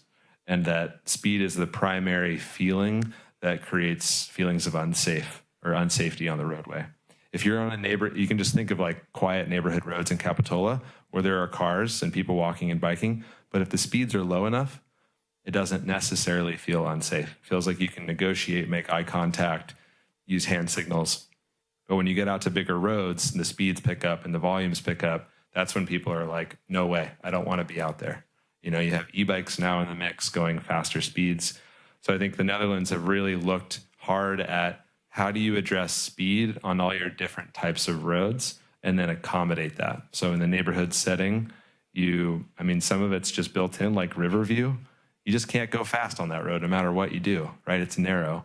On other roads, they put physical separation. So like on 41st Avenue, that's an example. In the Netherlands, that road would have physical separation between cars and bikes just by virtue of how fast cars are going. And that's just that they do that across the board. And so that, I think, appreciation of speed results in really clear road types, and they do that everywhere. And then as soon as it feels comfortable, people start walking and biking, and then it kind of creates its own feedback loop. And there's like about 5,000 other things to say, but that just kind of gives you a sense. And again, we'd love to follow up and, you know, have a little more time to talk through all this. And Councilmember Peterson, Kailash and I talked a lot about this, about just the outreach and the importance of education around this. You can't just do it. And that's what we heard loud and clear from the representatives there and the folks that actually did the work. They created an entire campaign. Like, you turn the TV on and there are commercials about safe biking. And this is their life. This is everyday lifestyle for them. And they still continue that message. The schools have the educational component. Ecology Action does this already with educating students on safe biking, but then it's the entire community learning about this and having buy-in and input. Because if we're going to make any changes to a community like Cliffwood Heights, where we live, you know, we need the community to understand and buy into that in that message. So yeah, and I think really important to our understanding, and I think kind of an epiphany that we had on the trip was their goal isn't to go get more people walking and biking. Their goal is to create safe, highly mobile, attractive, livable places where it's logical that you walk or bike, not where it's like, I might get hurt or my kid might get hurt if they go out there. So the result is they invest in a kind of a holistic approach where walking and biking is just one of the tools, but they're not just out there trying to get the number of bikes up. They're trying to create livable, safe places. And I think that was definitely a reorientation for us while we were over there. But you can see it bear out everywhere. You've got all stripes, all ages, all abilities that are out using the roads. I do have a question for any of you. We've talked about e-bikes forever now. So what was it like there? Was e-bikes the main choice, or were people using regular bikes? Or Yeah, great question. So, I mean, just to kind of give you a sense of scale, in the Netherlands, there's 18 million people who live there, and there's like 1.3 bikes per person in that country. There's a lot. And they've been at it for decades. So e-bikes are gaining traction and are far more popular, and I think they're outpacing in terms of sales, but they still only represent less than 20% of the bikes that were out there. And they are absolutely experiencing a lot of the issues that we are, in the sense that they built infrastructure around sort of a paradigm of speed and size, and now there's this new element that doesn't really fit in the road, but also doesn't really fit in the bike lane. So they're grappling with this too, and they're even thinking like, do we need e-bike specific infrastructure that's somewhere in between? For what it's worth, we kind of have the benefit of like, we still have a lot of bike facilities to build to begin with. So how can we think about maybe setting standards that accommodate what we know is probably going to continue, which are, you know, e-bikes are popular with all ages and abilities. Yeah. So they're grappling with it. Nobody's figured it out yet. Yeah. I'd like to find out how we can get this philosophy of bikes versus we're having this Bay Avenue Hill Street problem because of people can't get through the intersection fast enough. But it is safer for bicyclists right now if they're following the law. Like you said there was problems and it was dangerous. That's only because people aren't following the law. So how do we get that philosophy to our motorists so that we can have more places where bikes are safer and pedestrians? Yeah, that's another really great point. Our current transportation system is predicated on perfect human behavior. If everybody does everything right and stops and isn't distracted, we're going to be fine. Then we're human, right? We make mistakes, we're distracted, we're having a hard time, we're running late for something. So the Dutch approach is that people are going to make mistakes. So you build that mistakes will happen into your environment and you create a more forgiving landscape.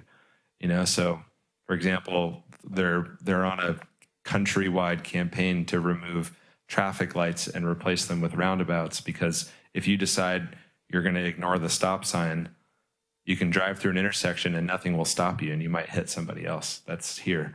In a roundabout setting, if you decide to keep going, you're going to hit the middle of the roundabout, right? You have to slow down. You have to make a turn in and out. And so there's a lot of psychology built into what kind of design will help the behavior that we're after, which is ultimately safety, right? They care about is getting from Highway 1 to their house, and they don't worry about anything else. Right. So we have to have roads designed that encourages the behavior that we want, because if it's just a sign, people will, in many cases, ignore the sign. Yeah. Good point, though. I think my question was much in alignment with Councilmember Clark about kind of the psychology of these changes. And I don't know who this question's for, or if we even have an answer right now, but the idea of designing for the behavior you want. And I think, as mentioned, that's what we were hoping for with the Bay Hill. And there was a lot of anger, right? We have a very fast culture. If we're not going fast, it's bad. And so there was a lot of frustration and anger around that. And I think we're also starting to see that in development, both business and residential, in terms of parking, right? People get really upset when there's not enough parking. But if we're trying to change behavior to have not so much of a car-centric, everything focused around cars, how do we change the psychology in a way that every time we build something that doesn't have as much parking as people think it should have, that there's not kind of an outcry over it, rather that there's a shift towards, well, maybe we need to be looking at other things aside from car-centric behavior. So I don't know if there's a good answer for that tonight. I don't know if maybe you could solve that problem for us, but just something. Actually, we figured it all out. We have the whole plan. We're ready to go. Yeah, we've got it all. All the answers. Yeah. Hey, Matt, if you want to just talk about how people still own cars there, and so if you want to. Yeah, we all went into this trip with our own notions of what we were going to learn. And we thought, it's just going to be a bike-oriented trip. And what we really learned is that they have a integrated multimodal plan, and they actually love driving. They love their cars over there, so much so that it's actually a pretty pleasant place to do it. And it really comes down to prioritization of roads. Like, this is a car road. We are going to make it awesome for driving. This is a bike road. We are going to make it great for biking.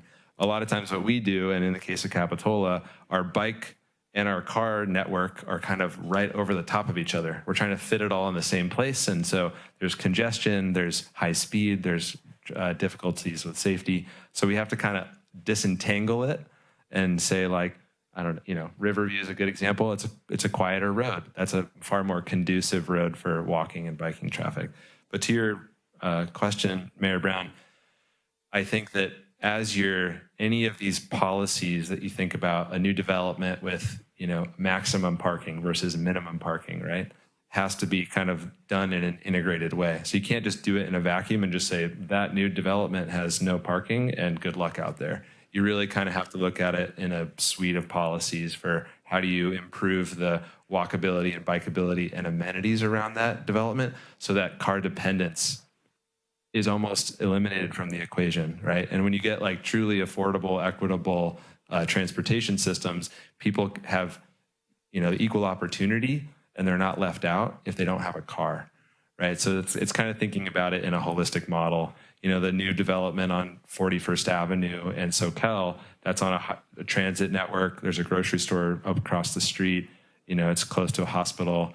That's an example of something that's kind of densified, and you don't need as much car capacity there. And we're also geographically constrained. So if it's really just a geometry issue. If we keep building around the car, we're going to, continue to sprawl. So the Dutch have really worked on densification and having walkable, bikeable districts where you really can live a high quality life without having a car there. But it's complicated and there's not a straightforward answer. It's very contextual. We'll keep working on it. Yes. Thank you. You're welcome. Any other questions before we go to public comment? All right. Thank you so much. Really appreciate it. Thanks for having us. Really appreciate it. Any public comment on this item?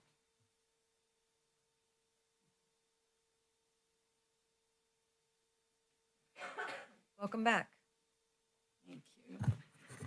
I had a friend who lived in the Netherlands for a while, and what she stressed a number of times was the separation of the bicycle areas from the cars. That's absolutely critical. I also think they probably have a different economic structure that enabled them to do this that we would have more difficulty with. I think in this documentary, you're talking about, Christian, a car-centric society. Boy, is that sure. I have a documentary called Taken for a Ride that shows how in about the 1940s or earlier, the Goodyear tires, General Motors, conspired. They got a slap on the wrist for it later to buy up good transportation systems, public transportation across the U.S. and rip it out and make everyone dependent on the cars. And they could sell their cars because the trolleys used to run every few minutes. They were inexpensive, though.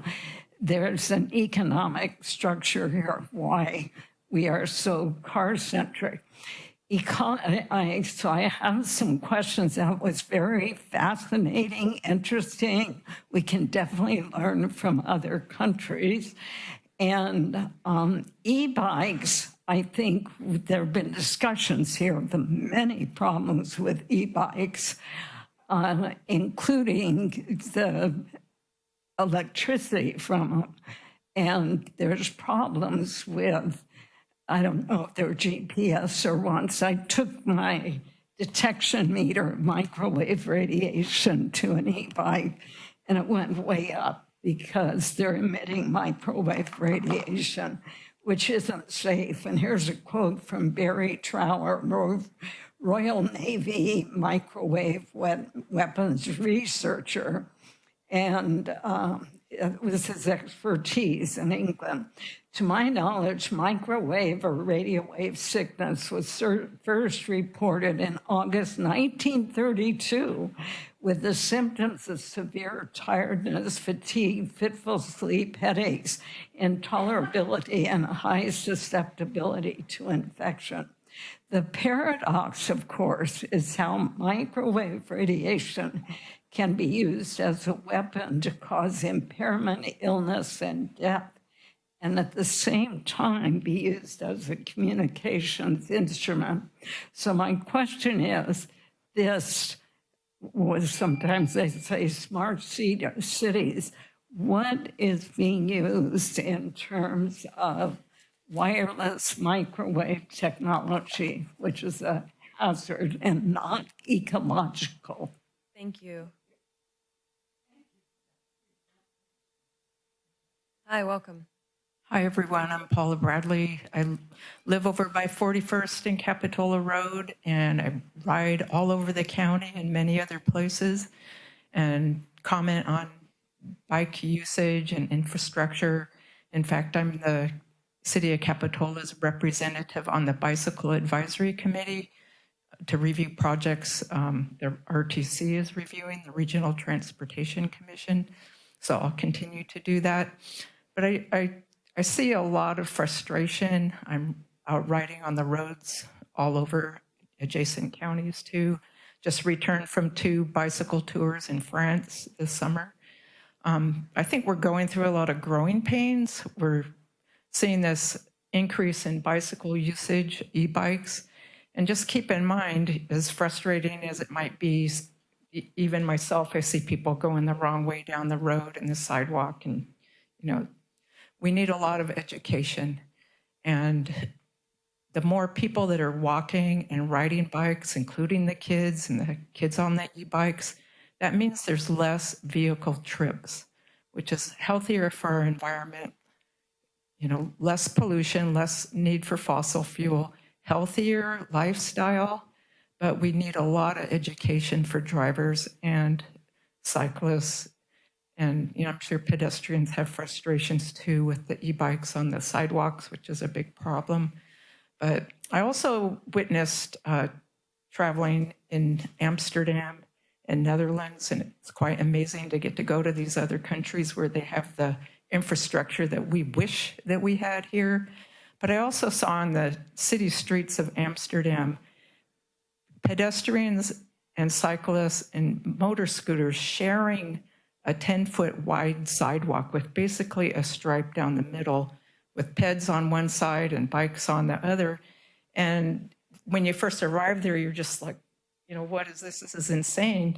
But I talked to the person that was leading the tour I was on, and I asked about collisions with bikes and peds, and he said surprisingly there were very few. So, you know, people can learn to get along.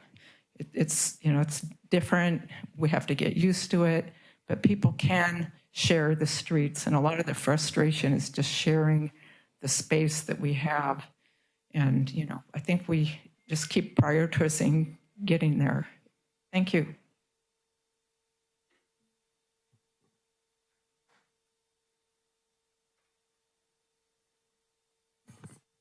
Hi, welcome back. Thank you.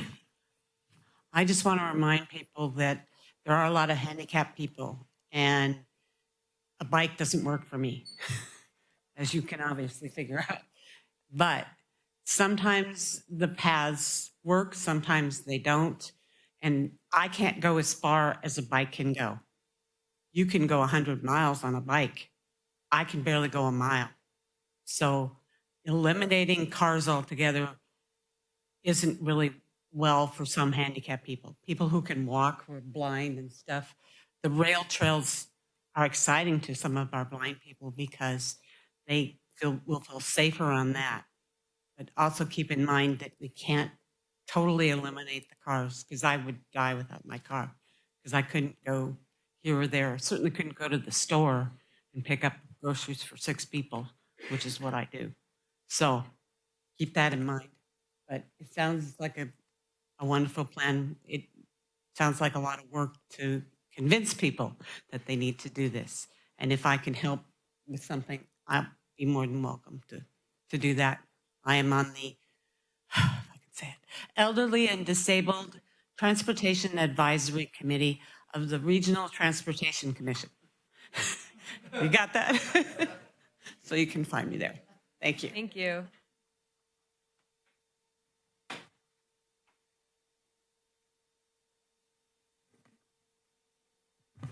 I have just a couple of quick comments. One I think you know, but one I haven't heard any place, which is, you know, the state has mandated in 2030s, I don't remember the exact year, that you'll only be able to buy an electric vehicle. So it seems to me that one thing I haven't heard about any of the e-bikes is obviously, as the gentleman was just talking about, was the speed issue and so on and so forth. So is there any way to, whether we start it, the state looks at it or whatever, somehow throttle the e-bikes so they can have a maximum speed? Because then effectively, if you can't go any faster than somebody that's pedaling a bike, you get all the conveniences of an e-bike, but guess what? Now you have that speed conducivality, and you can mix the two groups pretty easily. The second thing I think that the study and the trip basically illustrates, and we kind of all know it anyway, you know, let's get real. Capitola is like a European village. Okay, and that's our mandate. But the one place that's different, and for those of you that have been to Europe, and fortunately I've been to the Netherlands 3 or 4 times, and a couple of times I've been over to Italy, is we know that they have a great mix of the architecture of first level business and then the apartments and the living above it and stuff like that. So I just think as we move forward, because that would accommodate the handicap, that would accommodate the movement around the city. Because if I only have to go, you know, 3 or 4 blocks to basically the grocery store or the 7-Eleven to pick something up, as opposed to jumping in the car and go to Safeway or Nob Hill or whatever, then obviously I'm going to do that, and it adds to that whole conduciality. So I think I would recommend we kind of look at that as one of our overall philosophies of, along with the transportation, try and look at how does that mix with the housing and the business requirements that we're going to be putting on people coming and building into Capitola. Thank you. Hi, welcome back.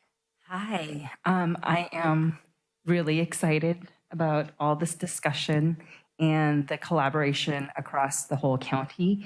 I live on the 41st corridor. We live close to the mall and Brown's Ranch, and we often bike to Brown's Ranch. And I've alluded to this before. We've had many close calls on Capitola Road, and there are no bike lanes on Claire's.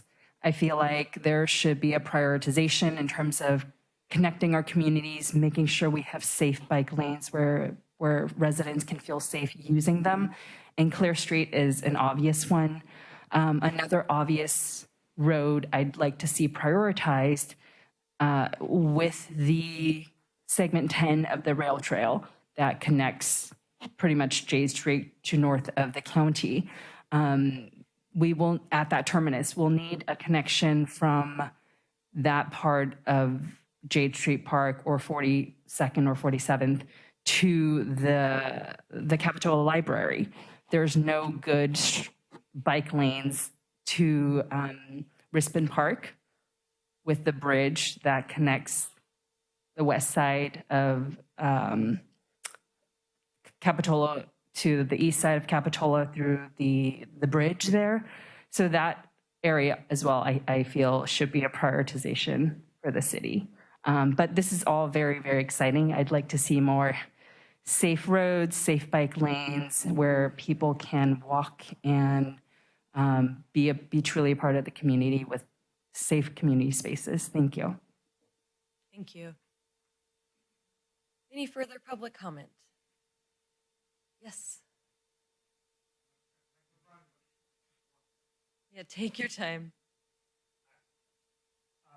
Just want to see, there's maybe, I'm Richard back again. Because of the presentation, I'd like to talk to you a little different area than Capitola. But in Mexico, I think there's a connection between what could be where you create jobs for our young people, because I get off the bus and boy, now that's a long walk when you get to the 88. I think we could make a connection between ecology action and a model here in Capitola, because many people would love to give a kid a job. And I remember the things they had in Mexico, the kids pedaled. Well, think about possibilities. So don't need 3 minutes. I just want to say, I wish my city of Santa Cruz would have what I experienced here on this agenda item. And I wasn't here for this one, but if we're going to focus on possibilities, then please invite the probation department to get this community involved, because at the county where we had all that publicity on the cigarettes and all the rest, you should have seen the lines. I've got it on my camera. They want the community when they're making these big decisions of what they're doing with the kids. So we all do what we do, and I didn't mean I don't need the mic, but it's nice to be with some friends. And so I happen to know that good ideas take the people that have the management. We lost maybe Watsonville's to Salinas, but look what you got still.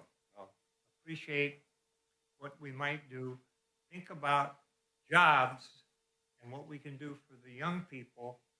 With us elders, I'd sure hire a kid rather than walking 3 blocks from a bus stop, at least on SoCal. They do come to buses every 15 minutes. I hope that spoke to you and maybe be a next step. Thank you. Any further comment on this item? Okay, seeing none, we will bring it back to council. There is no action on this item. It is just a presentation. We are going on to 2 hours, so we will take a quick 3-4 minute break for anyone who needs to stretch their legs, get some air, check the score of the game, and we will return momentarily.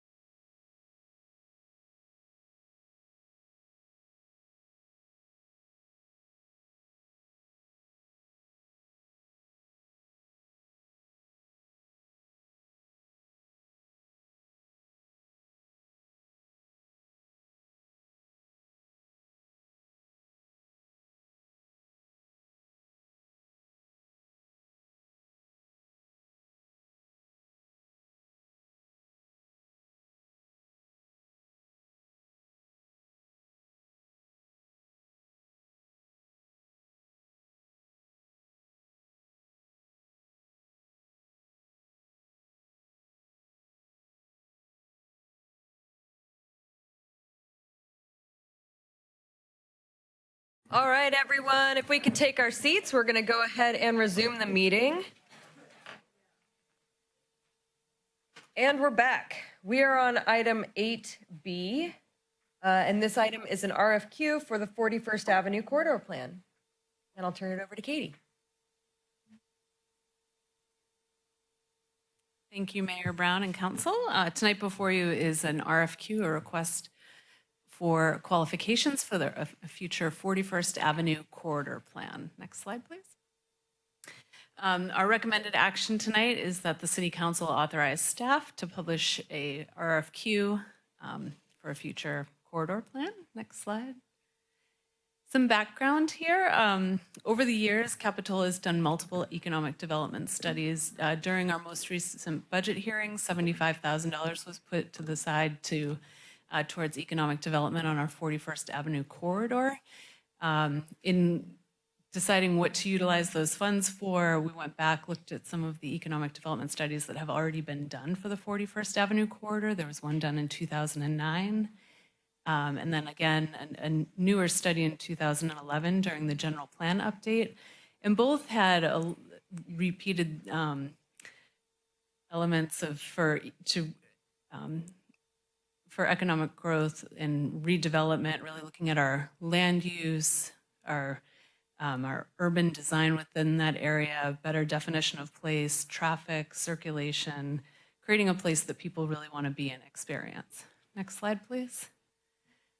Many of the items have been completed from those studies that were related that you can implement within your zoning code and your regulations. So following the 2009 and 2011 studies, our regional commercial along 41st Avenue was modified to allow mixed use, both vertical and horizontal mixed use. So commercial on the first floor with housing above, or as long as it's on the same lot, a mix of commercial and residential within the same property, but not, horizontal is when it doesn't have to be first story commercial, but they can be side by side. We reduced parking requirements along within our regional commercial areas.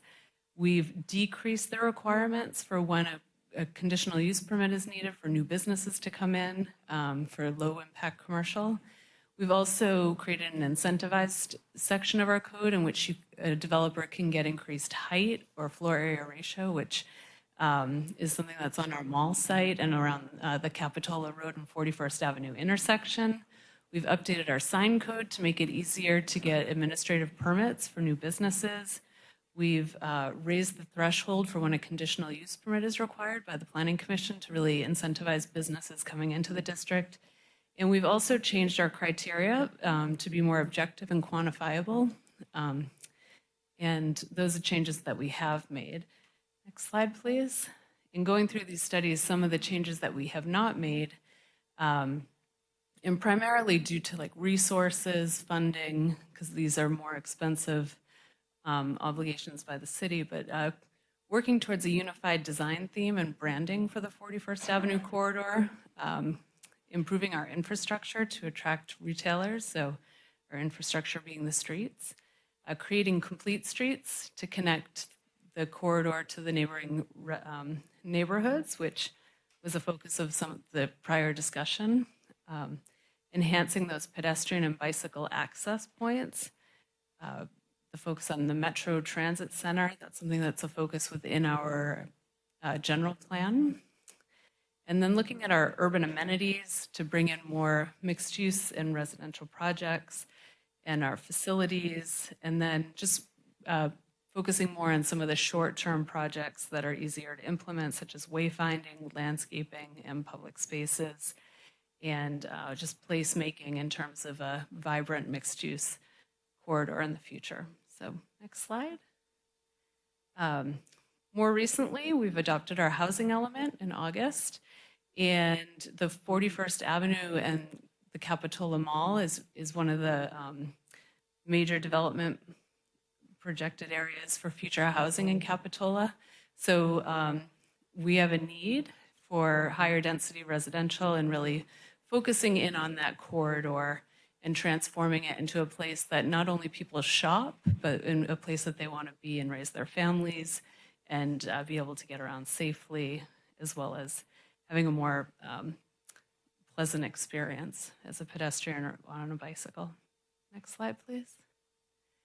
So for this, what we're proposing to moving forward is to start a new planning effort towards a corridor plan for the 41st Avenue, and to put out a request for qualifications to guide future reinvestment into the 41st Avenue.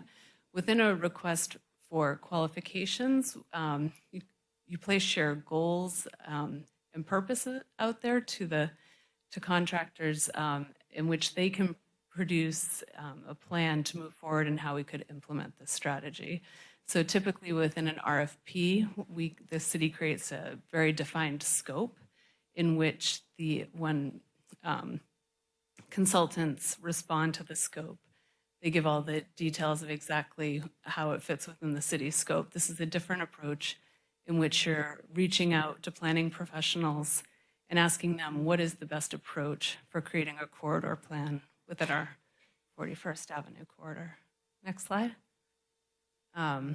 So in identifying what our goals would be, it would be to create a new plan in which the streets are multimodal streets for pedestrians, bicycles, cars, public transit, looking at opportunities for new green spaces along 41st Avenue. The city owns the right-of-way, but really looking at opportunities of whether or not there's the ability to create new green spaces. Also looking at placemaking and branding through public art, lighting, landscaping, signs, street furniture, and looking at safety enhancements, as we discussed during the last presentation. And then also, in putting this all together, thinking about the future planning along 41st Avenue and how it would be incorporated. Next slide. So I'm going to walk through an example of a corridor plan that really utilizes planning principles as well as transportation principles. So this is Re-Envision West Arden Arcade, and it was an effort in the Sacramento area for creating a new corridor study. So this is an example of one of their streets, and it kind of has similar characteristics to our 41st Avenue and Mall site. Next slide, please. Sorry, when they did their public outreach, there were 3 main goals that came out of that, and really trying to create vibrant, family-friendly neighborhoods with a strong identity, creating accessibility and connections for people for walking, rolling, biking, and within public transit, and then also thriving local businesses. So keeping your businesses that you have thriving, as well as attracting new businesses to the area. Next slide, please. This is also an example from that study. So on the left, you're seeing what their typical street looked like prior to the study, and then the suggestion of really separating the cars from the bicycles, bringing in more landscaping and trees to create a better experience and a more green experience for the end user. Next slide, please. And also in there is design principles. So looking at pedestrian scale lighting, furniture along the street, public furniture such as benches, shade structures, and then also creating community spaces within larger blocks. So how you break down a block. Back in 2019, when we had a mall redevelopment project, and they created their new Main Street going through the mall, and they had park areas, it really changed the whole dynamic of what we think of as the Capitola Mall today and what it could be in the future. So just identifying how we could have these spaces within the future. Next slide. And then this image is a block by block image showing how you can really improve these areas. And it's not only through bike lanes and expanding sidewalks, but really looking at the natural landscape and bringing in more trees, making it a cooler environment, really thinking about your areas that you have too much parking and creating more public spaces where people can gather. So this is just one example that could be implemented within a future corridor plan. Next slide. So the timeline, if authorized tonight, we would publish the RFQ in October, and then ask for submissions in February of 2025. So giving people time to really put together the scope and how they would approach this project. And next slide, please. And then the funding for this, originally there was 75,000 that was allocated through our through the general plan update fund, and then we also received extra money through AMBAG. Originally, they had cut back our REAP 2.0 grant by 50%, and then it ended up the cut was only about 10%, so we have about $35,000 there to add to this as well. So the total is 110,000. I think there was an error in the staff report, so correcting that. So our recommendation tonight, go to the next slide, is to authorize staff to publish the RFQ for a 41st Avenue corridor plan. So with that, I'm available for questions. Thank you. Questions? It's super exciting to see this coming along. One of the things I have concern about, and I've heard some rumors about it, the disconnect, but maybe between the city and some of the owners of the mall and the mall property. Hopefully, we're working hand in hand with them as we're moving forward on this. We have a good dialogue with them so that we don't have one idea and then they have another idea, so that we can streamline it all. Hopefully, that's something staff's been working on. Yes, so we would initially reach out to a lot of the different property owners along 41st Avenue corridor, but as well as Marlon Geyer at the mall to discuss the future of growth on 41st Avenue and what their desires are as business owners and property owners. Does the REAP grant expire? It does. We would have to complete the work that's in conjunction with the REAP grant by September of next year. So the initial billing could come out of the REAP grant to make sure we spend that money first. Thank you. Yeah, thanks, Katie, for all the great work you're doing on this. It's really exciting. I had a question based on correspondence we received from City Council candidate Melinda Orbach proposing a specific plan. Could you talk a little bit about the difference between a specific plan and the recommended action of the RFQ? Yes. So a specific plan is what we're looking at tonight is a corridor plan, and it really looks at the area within our right-of-way and those connections to the right-of-way. And along the 41st Avenue corridor, we really don't own much land other than the within our street area. A specific plan is more of a land use development tool that you define a specific area and then you do a planning study within that area. So really looking at existing conditions, and then the specific plan, you work with the public to help define like what the future of that area should be and what the vision is for the community in that area. And then really redefining your zoning in that area to effectuate the specificity of a plan for the future. So you could have like different height limits along different streets. It's really it's almost like an additional zoning layer with a specific plan, because you're and another difference is a specific plan where is typically more expensive, and it's also added cost with an EIR that accompanies it for the CEQA analysis. So where this study is about 100,000, a specific plan, you'd be looking at close to $1 million. And if we were to do a specific plan in the future, would that be reproducing efforts and expenses? If we did this first and a specific plan after, would the specific plan encompass a lot of the same work that we're doing in this project we're talking about today? So the specific plan, as Community Director Hurley mentioned, really focuses on the private property and developing sort of what the plan is for the private property. You do look at the infrastructure around it. This is really kind of coming up with a blueprint for the streets. Yeah, for our right-of-way.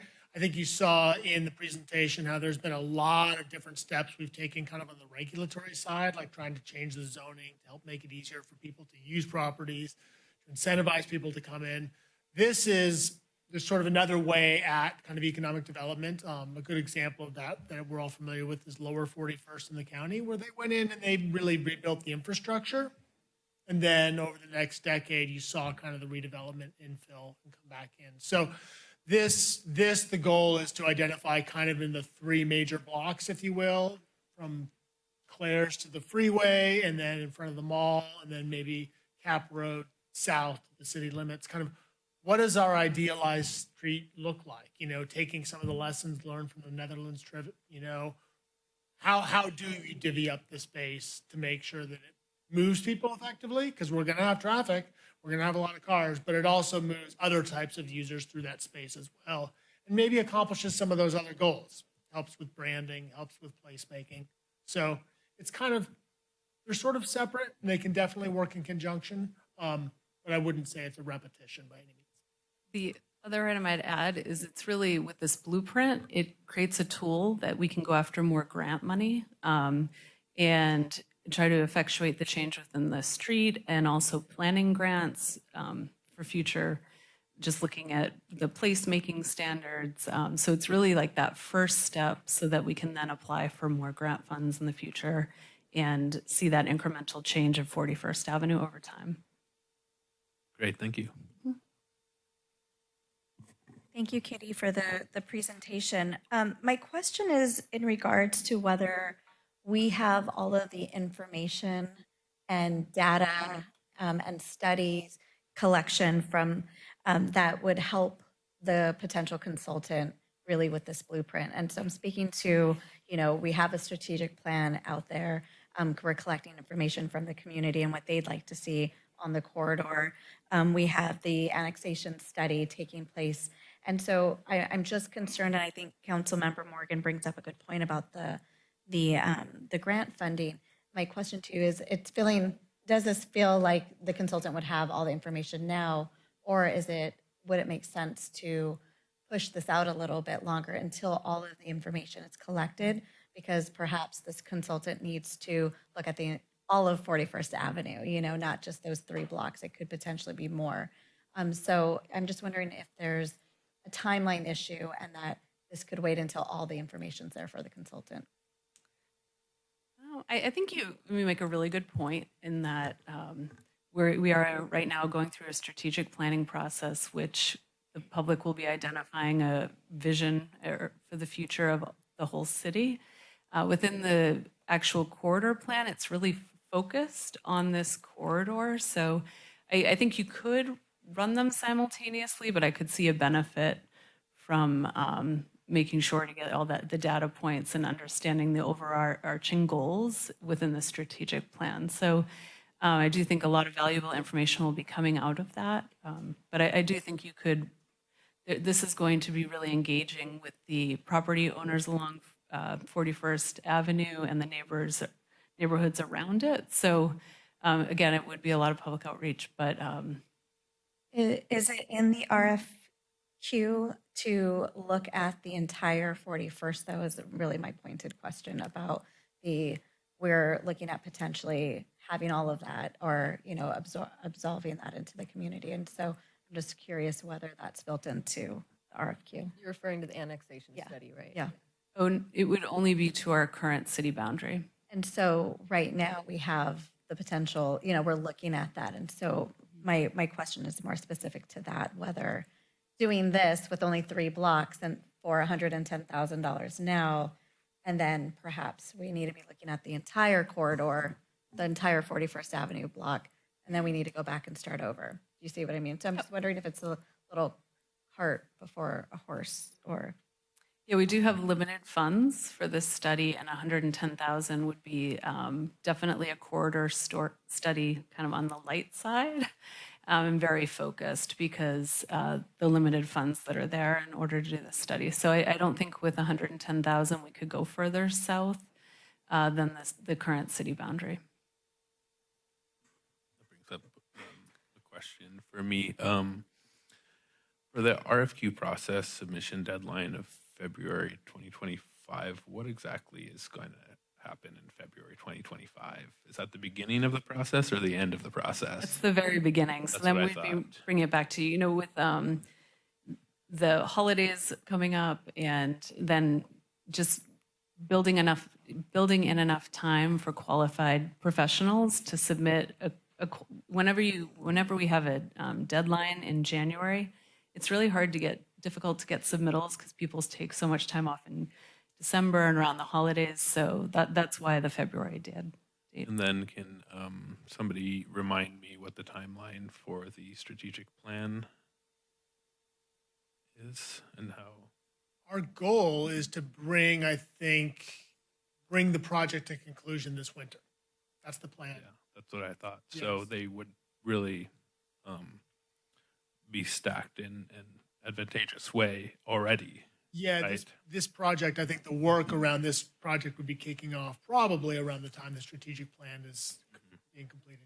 And then regarding the possible annexation, do you have any idea how long that process might take? Because in my mind, that's a very big if, and seems like it would take years probably. Yeah. So I wouldn't want to postpone any progress on the 41st Avenue corridor based on this very small % chance occurrence that will take many years to accomplish. Yeah, I couldn't really comment on a timeline for the annexation study. We are embarking on it, but it's very much conceptual. This is a first step in that regard to see if there's any financial interest. We're not. Yeah, we're not. Just to be clear, we're not moving forward with any annexations at this time. So I guess that I would think that adjusting any of our plannings for the city of Capitola based on any future annexation plans would be putting the cart before the horse rather than the latter.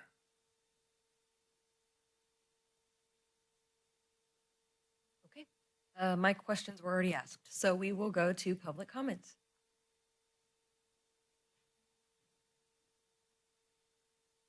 Hi, welcome back. Hi, I submitted the comments already, but I do want to share with folks who didn't get to read it.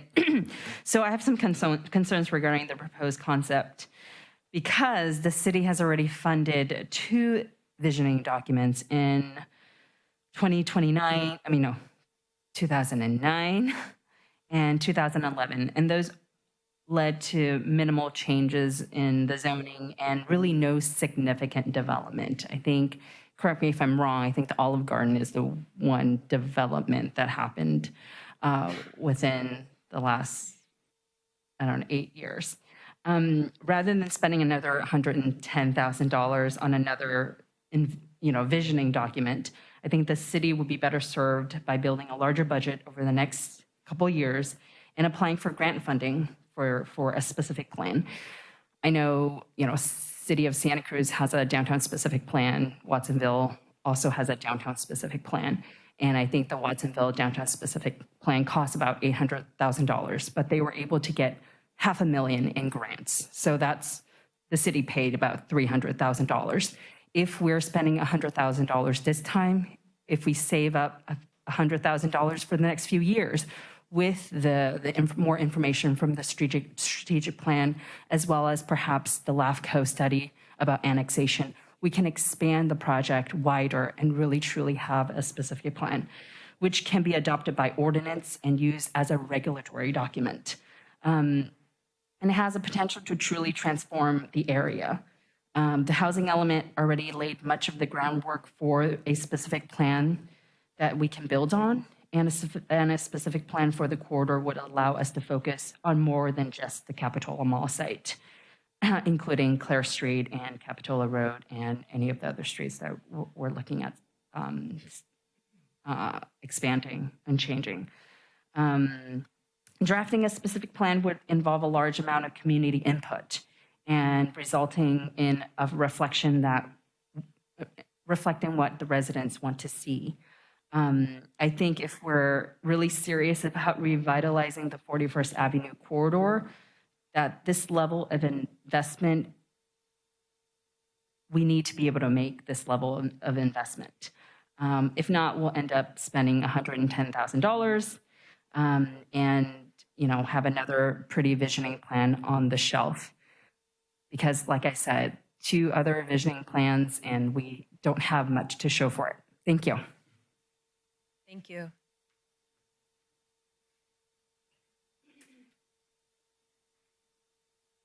Hi, welcome back. No, my wife hates me, hates that she brought me this evening.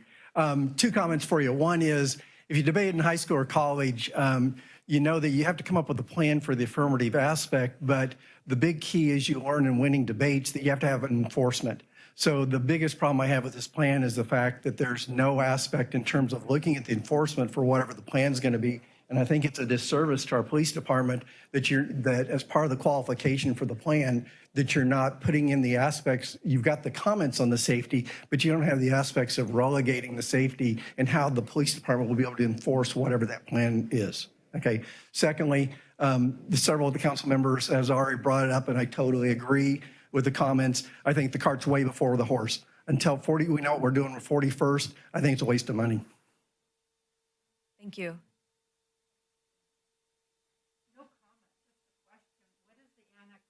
If you could just come up to the mic so that we can, so that those can. What does the annexation refer to? I've never heard of, haven't heard of it. I'm guessing everyone else knows, but I'm not sure what that is. Thank you. When we return from public comment, we'll ask for a brief summary of that.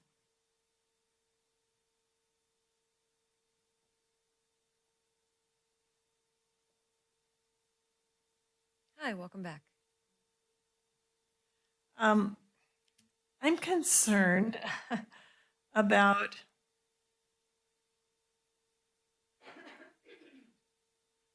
I'm questioning the hiring of companies from other locations, distant locations, to be paid a lot of money for preliminary studies, like the one that's coming up. El Segundo is right next to the Los Angeles International Airport. I'm just concerned that we're not getting enough local input into the situation before we hire out to somebody who's never been here before. This reminds me of all of the traffic studies they have done over the years for Capitola Village. We had studied traffic and parking to death here. And it's still the same problem. Anyway, I would like you to think more locally than you do outside the area when you decide that you're going to spend all this money on studies, because it's going to affect us. It's not going to affect the people that are advising you. Thank you. Thank you. Any further public comment? Okay. Oh, yes. Hi again. I don't live in Capitola, but I reside in Live Oak, and I do a lot of my shopping over in Capitola. I walk and I bike and I drive through the area. And I guess at this point, it's preliminary, but I just want to express support for the vision and the concept of taking a look at 41st Avenue and really trying to wrestle with a lot of these concepts that have been tried other places but haven't been tried here. And so I think like that thinking and that exercise feels like a valuable one. And there is some grant funding that expires, and as an organization that has that same situation, you don't use it, you lose it. So if you can't use it on anything else, I would just voice my support for taking the step to get it a little more crystallized. Thank you. Thank you. All right. Any further comments? Seeing none, we will bring it back to council. And then before we move forward, if we could just get, I guess we could just state that the council at was it our last meeting, approved an annexation study. Can you give like a brief summary of what an annexation study is for those who weren't? I could do it, but I don't think I do it as well as you could. Of course. So really quickly, the city has its city limits, which are the city boundaries, and then we have what's called our sphere of influence. And the sphere of influence is a larger area, and it's often an area that the city intends to maybe someday make part of the city. The city's sphere of influence hasn't changed since the 1980s, and we haven't annexed any property into the city and that sphere of influence. So LAFCO, in which Vice Mayor Brooks sits, in their wisdom, when they looked at the city and what we were doing, said, Capitola, this is in there every 5 years, they do an evaluation of kind of how the city is doing. They said, you know, Capitola, you've had this larger sphere for a long time, haven't annexed it. Why don't you need to do a study to see whether or not any of these make sense to move into the city. So that's what we're doing. We're taking a look at sort of the areas kind of to the west of Capitola Mall, to the west of the city limits today, and seeing if any of those areas would make sense to be part of Capitola in the future. But it's kind of just that first step. Thank you. Because I do think since we're talking about that, to have the public understand why that matters in this discussion. Okay, I will save the rest of my questions till after my colleagues have spoken. Katie, this question's for you. In regards to the grant funding, can it be used for anything else? It can. It's grant funding to help us implement our housing element. So we're utilizing it for the zoning code updates right now that I'll be bringing to you at the next meeting. But yes, it has to be utilized for implementation of the housing element. Could that include some of the things, you know, if council were to make that kind of safer streets vision a goal after our strategic plan and we come back in the new year and we make this a goal of ours, could that funding be used for something like that since we have till February 2025 to use it or to begin using it?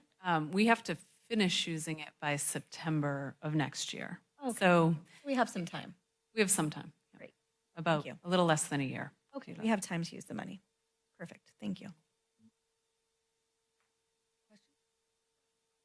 Either one. Yeah, I guess we're on comments now, but Yeah, if you have sorry, I did questions, have you a can question. also ask those. Yeah. Comments that I have are that I think this is something we need to move forward on. We've been not doing anything for a long time. Annexation, if LAFCO says that's something for us to do and it's good, it's still going to take several years to get that done. So I think that we just need to keep moving forward on the project. Anything we can do to help 41st Avenue corridor move forward is something I'd like to see done. Thank you. Yeah, so I guess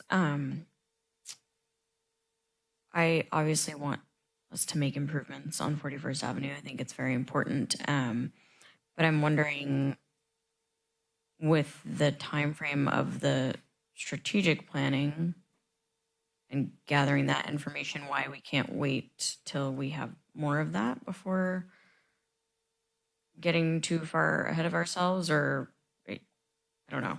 I don't know if this is happening in like a weird timeline of events, but maybe that's just the way I'm looking at it. But those are my thoughts. Yeah, just comments. I think my interpretation of when I asked that question was that we would have the results of the strategic plan by the time we start this, so that we wouldn't be doing those two things at the same time and could leverage the results of the strategic plan for this corridor plan or corridor study.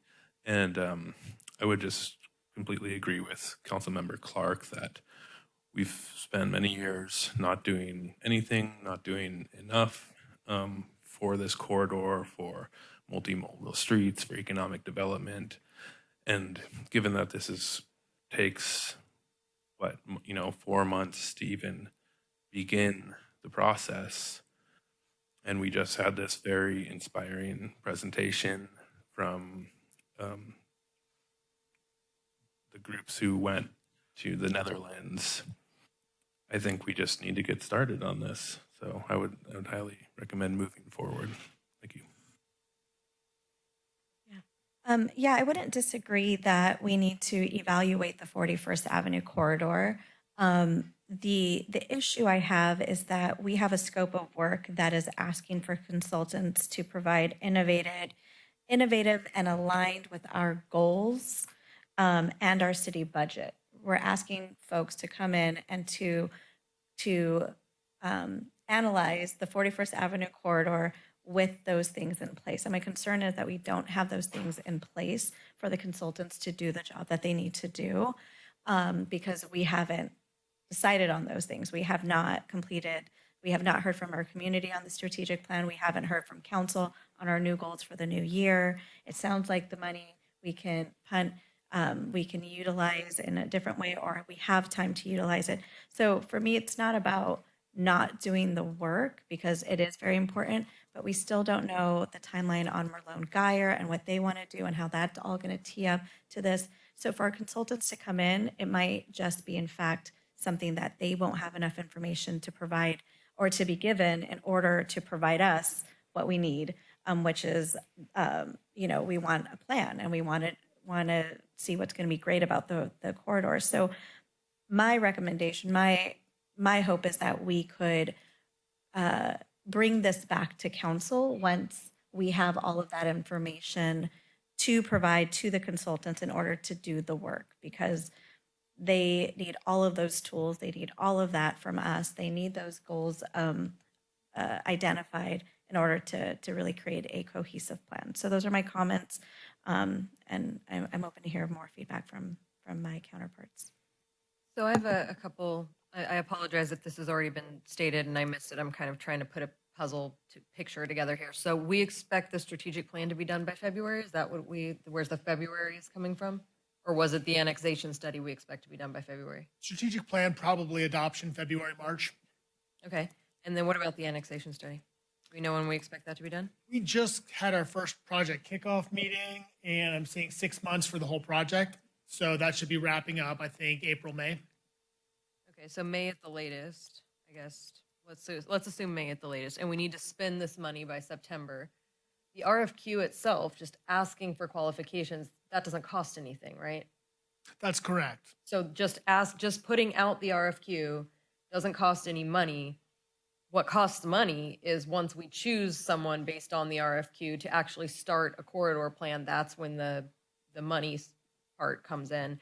So technically, we could tonight authorize staff to issue a request for qualifications, start gathering all the qualifications, because usually that's at least 30 days, right? If not longer.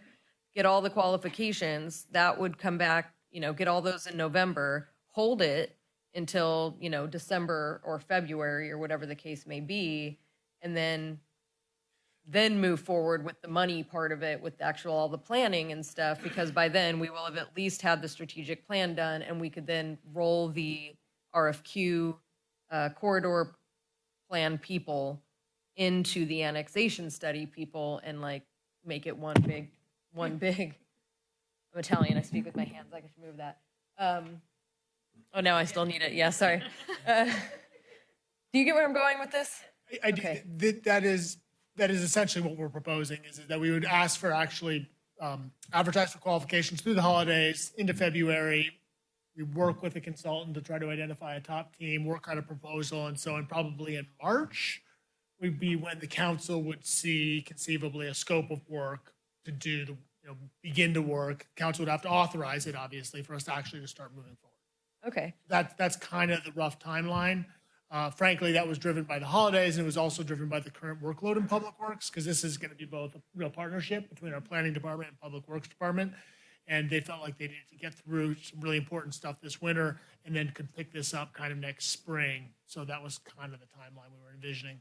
Okay, so even if we issue the RFQ tonight, we would not expect them, whoever submits qualifications, the council subsequently says, these are the people that we want because we like their qualifications. We would not expect them to actually start a 41st Avenue corridor plan until around March. Correct. And by then, we're expecting our strategic plan to be done, and we're only a couple months away from the annexation study to be done, so we could potentially put them in contact with the people doing the annexation study so that could be involved somehow in this corridor plan as like a alternatives analysis or something. It's certainly feasible. I think the annexation plan is going to look kind of at the sphere and say, here's maybe if we were to break the whole sphere up into kind of different zones, maybe zones that we might focus on more. And if at the end of the day, the lower 41st Avenue corridor kind of was one of the zones, I think then we could take a look at what would it take to expand the scope if we wanted to include that portion.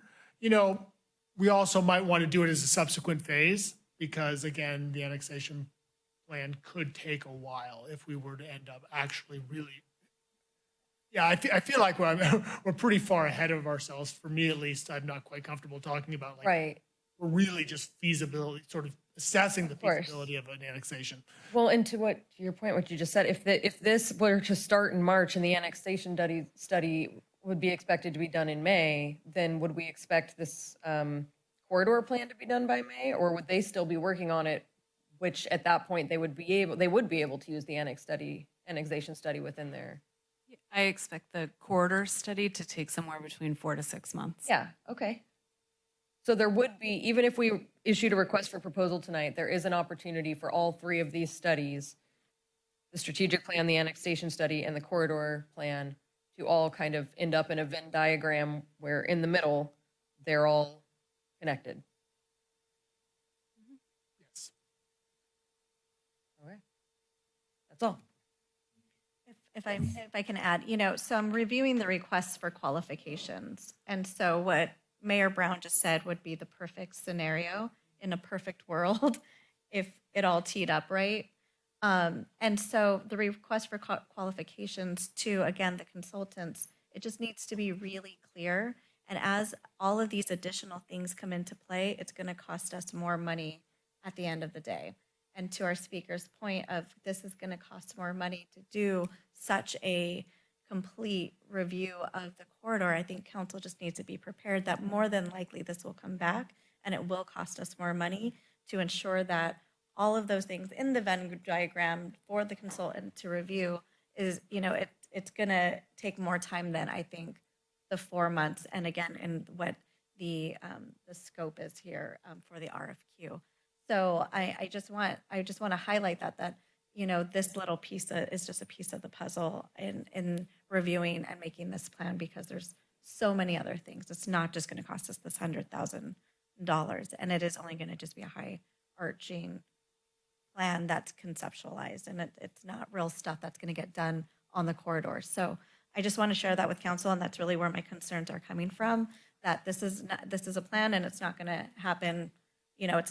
There's a lot more to it too, just like we've been waiting for the mall.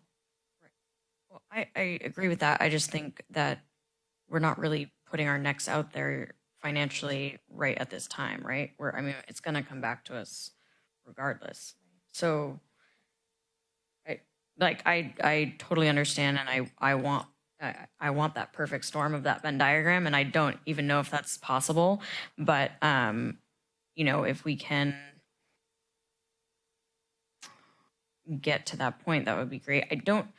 The annexation, it sounds like we're talking more about like the west side of 41st. So is that still considered the 41st corridor? Like, how is that really going to affect open spaces of 41st Avenue? I mean, since I sit on LAFCO, I can just, or I used to, I no longer, thank you for mentioning that, but it could, so in the annexation, which is totally separate, and so we have to be careful about how much we talk about it, because as it's still being reviewed, but there could be an additional, the rest of 41st that is not in the city limits could become within our city limits.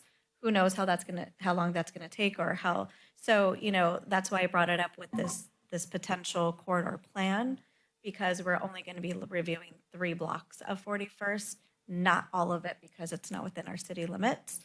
And also why I brought up my concern about this is because we don't have the full plan for the mall. And so again, we're gonna have these consultants coming here and saying, what do you wanna do, without, again, really concrete information. So I'm, again, another study on the shelf would just be a real bummer, but what I'm hearing is that we're not spending $100,000 today, and that we're just putting this out. I guess my request would be that we really be clear on the request for qualifications to the consultants about all of these things are coming up, and all of these things need to be included in the review of this plan. And that's what I'd like to see, that the consultants are very clear on that. And I think along those lines, and I don't know if I speak for everybody, but after some of the comments, I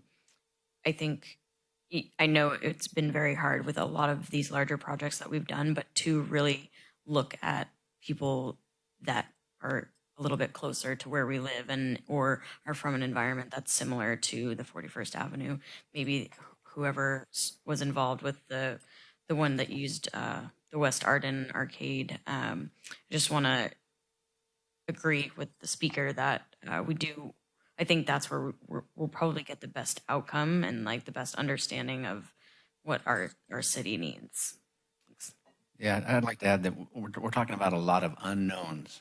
I think that we need to just focus on what we do know, and we need to know that we need to move forward. So I think if we're not paying for it now and we can make the final decision later, let's do it. Let's move forward. Is that a motion, or does someone want to make a motion? Yeah, I'd like to make a motion that we follow staff's recommendations. Second. For the RFQ. I just want to make sure that staff has the information on the adjustment to the statement of qualifications needed for the consultants. We can have some of those more clear points that were made about ensuring that information from the ongoing studies from the strategic plan are included in the plan that's created. I just want to make sure that the consultant knows that. So we're not asking for proposals right now. We're just asking for qualifications. Right. And as I read the qualifications, it's not very clear about, it's like really, really high level. And I just want to be clear to when this goes out for as an RFQ, that the folks who apply for it are very clear that there's more information coming to them. And it's not clear here to me. It's really, really high level. Yeah, I think we should clarify that with the RFQ process, they'll be telling us how they're qualified to do this project, but they will also provide their recommended approach to the project and what they can accomplish within our budget as well. So, I can add that information to the RFQ, and then that will be part of the feedback that we get. And then I'll be bringing that to you in February or March. Those different proposals and what can be accomplished. And at that time, you can make a decision to move forward. So my motion will stand. All right.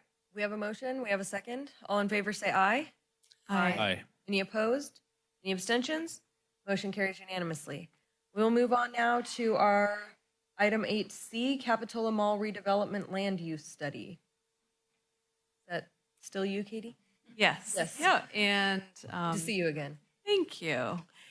And we have our consultants, Cosmont Companies, Ken Hira I think it will be doing the presentation. And Ken, if you could put on your camera, we can do a quick sound check. Yeah. Can you all hear me? Yes. Great. Okay, so Ken here is the president with Cosmont Companies, and Tom Jervoski is a senior advisor with Cosmont Companies, and they're here tonight to give a presentation on the Capitola Mall redevelopment land use study.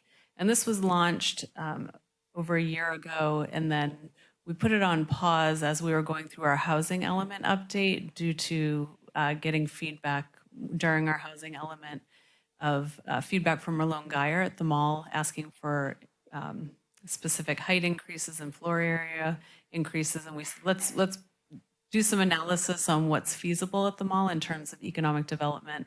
And that's why this study, which was expected to only take about 3 months, is now coming to you a year later because we really needed to work through our housing element adoption, which happened in August. And from that, I'll let you take it from here, Ken. Thank you.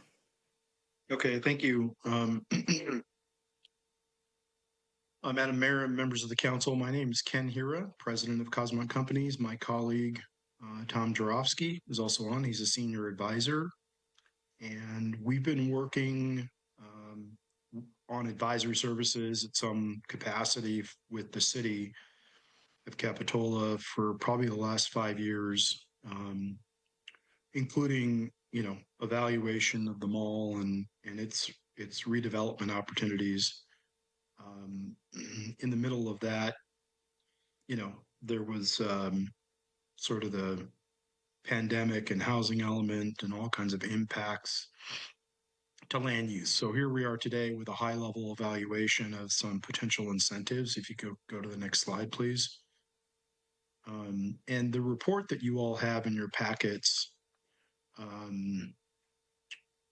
is a little more robust than what is here. So I'm going to try to present high level bullet points, if you will, to what we've researched for you all. And in general, just as a broad statement, regional malls are, all regional malls for that matter, are in need of reimagination. They're very good candidates for mixed or blended use. And the real goal for, I think, communities and for the owners of those malls is to try to create a balancing act between obsolete retail, which would include department stores and other large scale, retail formats, but a balancing act between what retail makes sense that's left and other land uses. Residential is a very compatible land use, frankly, with retail, and other commercial uses can be compatible as well with retail, but it's a balancing act. And so some of the key market conditions and potential incentives for commercial development include land use approvals. The land use approvals or zoning ends up being a very powerful tool for cities. And that balancing act can come through zoning measures. Another tool, if you will, is conditional use permits or development agreements for large scale projects. Development agreements are negotiated between cities and developers, and they both get something out of a development agreement, both parties, cities and the developer. But the terms can really help dictate, certain important land uses that are part of that balancing act, where residential today is driving a lot of high residual land value, high value out of property. So that's the profit proposition for the developers, but the fiscal impact to cities varies based on those land uses, whether it's all residential or residential along with some other tax generating or community driven uses like hotels, restaurants, entertainment uses. The profits for developers from new commercial is in fact lower than residential. As I said, residential is one of the highest land values. And so therefore the city may need to consider incentives to reduce the risk. And this is all toward the notion of how do we incentivize development. Next slide, please. Vertical mixed use, pretty obviously, is this little caption on the left on the bottom, where you've got commercial on the bottom of residential above it. And a more horizontal mix or blend of uses would be where those uses are adjacent to each other. And I think in Capitola's code, there's not a real requirement for vertical mixed use. In fact, the notion of horizontal use at the mall site, I think, is embraced. And vertical mixed use is just, it needs to be really market driven. And a lot of the retail on the bottom floor of residential has not really worked very well. They need to be in very urbanized environments. And those projects tend to be pretty costly. Next slide. Hotels, they're really ideal commercial uses to incorporate into this blend of land uses.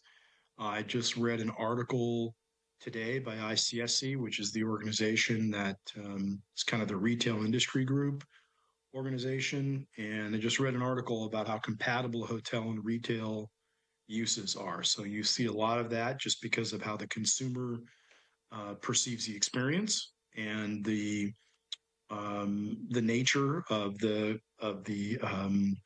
leisure and experiential uses that hotels and retail frankly offer. So they're very compatible in our estimation.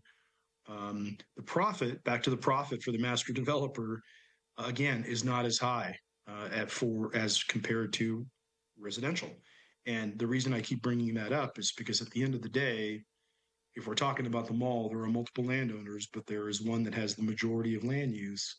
And if there's not a profit proposition for the developers, they won't move forward. And I think, unfortunately, we've seen that based on, again, a variety of things, buying property, a pandemic, the financial markets, which have increased for in terms of interest rates and costs that made a lot of things infeasible. So the public sector just needs to be aware, in a sense, what the private sector is facing when it comes to development feasibility. At the same time, the public sector shouldn't be making decisions that aren't fiscally sound and aren't community driven.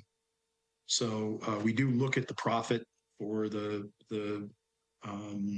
private sector, and that's why we're coming to some of these conclusions, if you will, and recommendations that incentives may be needed and considered as part of driving commercial and balanced and blended land uses with residential. Next slide. So we've put together a list of potential incentive programs. These programs really are, I think the staff report states it pretty well. It's examples that illustrate how flexible zoning, public-private collaboration, and the strategic use of incentives can lead to successful redevelopment outcomes. I think that's well put. So we've got a list of those. This is a menu. This is a menu of options that may be used, in conjunction with each other. They may not be used because at the end of the day, it's your decision on what is used. But when we talk about fee waivers, and I'll explain these a little bit in the following slides, but fee waivers, sort of density bonus concepts, including height limits that are raised, which we've just, Katie referred to that as far as your housing element, greater FAR, local tax sharing agreements where there's a financial incentive that helps increase tax revenues and the sharing of it, special districts, tax increment financing districts. I know that we're frankly working with the city of Santa Cruz on those types of districts, EIFDs, as well as a climate resilience district or potential tools. CFDs are additional taxes, which are community facilities districts. So there's different districts can be utilized that can be established to help pay for infrastructure. Infrastructure cost support. This would include bonds and grants, other ways for cities and the public sector to frankly invest in public improvements through different types of bonds or lease revenue bonds or otherwise, and or grants. The grant dollars are available. In fact, when special districts are formed, DIFDs, they tend to get better scoring to get access to grant monies, which are earlier monies in a process. Another potential incentive is public parking. It's the funding at a lower cost of capital for public parking. Parking is a very expensive concept. If parking or a parking structure is needed, and that can be funded or financed at a lower cost of capital at a city credit rating, and it's public, then it can bring a lower cost of capital to an expensive cost of capital private project. Right now, the private sector is facing very high interest rates. Tom and I are working on several projects across the state of California, but we're working on one where the public parking structure, or a parking structure, I should say, for a project to achieve certain density just cannot be built by the private sector. So in that case, the city might be willing to build public parking. So again, another incentive. Next slide, please. The approach here is that we've got a menu of options to help assist with mall redevelopment, pros and cons. The challenges to the mall redevelopment is that it's really driven by market conditions and economic forces, and the planning and entitlement challenges or limitations. Next slide. The city could establish some objective development standards for commercial development to help that balancing act and the blend with residential at the mall site. An example of that is 25% of gross area on the site could be retail or restaurant or hotel. 1,000 new units, for example, would equate to 300,000 square feet of commercial to be retained or added. So there's formulas that can be achieved, or that can be pursued, or that can be considered. Again, public sector, in your case, the city is trying to help incentivize and yet get something in return. You have to have a positive fiscal return on a project if you're going to move forward with it. So there's two sides to that equation. The use of a development agreement is, we think, a good idea because it gives both parties, mall owner and city certain benefits. And those benefits, tend to outweigh any drawbacks to negotiating a complicated development agreement. But a development agreement is a common way to achieve the longevity of a project where both parties benefit. And then enhancements and incentives, to be clear, we can never create a direct correlation or a guarantee that the mall is going to get redeveloped in a timely fashion. Frankly, as we've worked on this for a few years and costs have probably gone up by 40% in the last few years, and interest rates have gone up by 500% or 500 basis points, it's really caused a lot of challenges with the feasibility of development. So what we're finding in other cities is you're not alone. And some of these ideas, incentives, the challenges to development feasibility, they're pretty commonplace today. Next slide. So here's just a caption of the mall. You can see the ownership by MGP, which is generally in the blue. But to be clear, the properties that are in the red, Target, Macy's, Ross, Olive Garden, and another pad, a couple pads, are not owned by the mall owner, by the majority owner, by MGP. So there will need to be some collaboration. There's agreements that tie these malls together. There are CC&Rs, covenants and restrictions. And those agreements tend to also have they cause for the navigation of redevelopment. There's striped areas which are hard to see. Frankly, those are further control areas. I'm working on another mall deal, several mall deals. I'm working on another mall deal, and it's finding the needle in the haystack where redevelopment can actually take place outside of restricted areas. So that's the art and science behind redeveloping a mall. Next slide, please. So we get into detail about those various tools. I don't want to read every single word on every slide here. I just want to get through the high level for these examples. But in the case of fee waivers, we've seen it where development impact fees can be reduced. There can also be credits given to developers for DIF based on previous payment for commercial square footage. Another option would be DIF, development impact fees, could be reduced or relaxed after a certain amount of commercial development is brought to fruition. So there's hurdles and thresholds. Sacramento County has an established DIF fee program. If DIF fees aren't paid to the city on the front end of a project necessarily, and there's a trade-off for that, it's early revenues perhaps not paid to the cities, but the idea is to incentivize the tax base for the earlier years in the next cycle. So it's a trade-off. Next slide, please. This is an idea of some bonus residential floor areas for a trade-off for different land uses. The idea of having greater FAR, now we've already gotten to probably 75 based on the housing element, which still needs to go through the zoning changes, et cetera, and the 2.0 FAR, which still needs to go through the zoning changes. But this is just the notion that additional FAR, additional height limits, if you will, can potentially be a trade-off for certain commercial uses. Cities across the state are using these types of density bonus programs, and there's a trade-off for it. The increasing commercial land value for a residential unit to the developer could be $25,000 to $50,000 of sort of profit based on land value in additional units.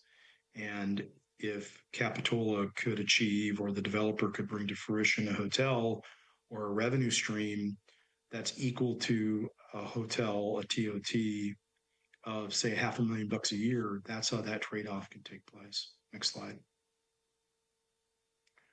Tax sharing agreement, the fact that hotels generate a significant amount of tax revenue through transient occupancy tax is used in our experience, and we've been in the middle of those deals.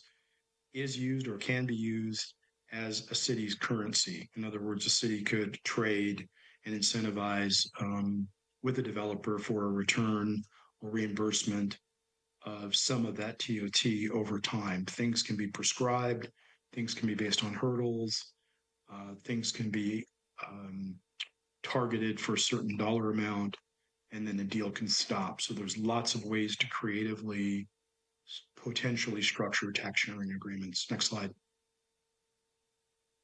EIFDs and CFDs, as I mentioned before, the creation of a tax increment financing district called Enhanced Infrastructure Financing District, or even a relative of that, which is the Climate Resilience District, as I mentioned before, which is really climate driven, which may be appropriate, frankly, for the area. These can be coupled with community facilities districts, which are early dollars. And we give an example here of a financial impact, which if the project had $500 million of assessed value, there could be a certain revenue stream that's gained from property tax and VLF, your vehicle license fee, and that tax increment can be leveraged, and the leveraging of that can turn into a bond issuance at some point when the assessed values hit the rolls, and at half of that tax revenue without county participation, there could be, in the neighborhood of a $3 million EIFD bond at some point. Next slide. That's just an example.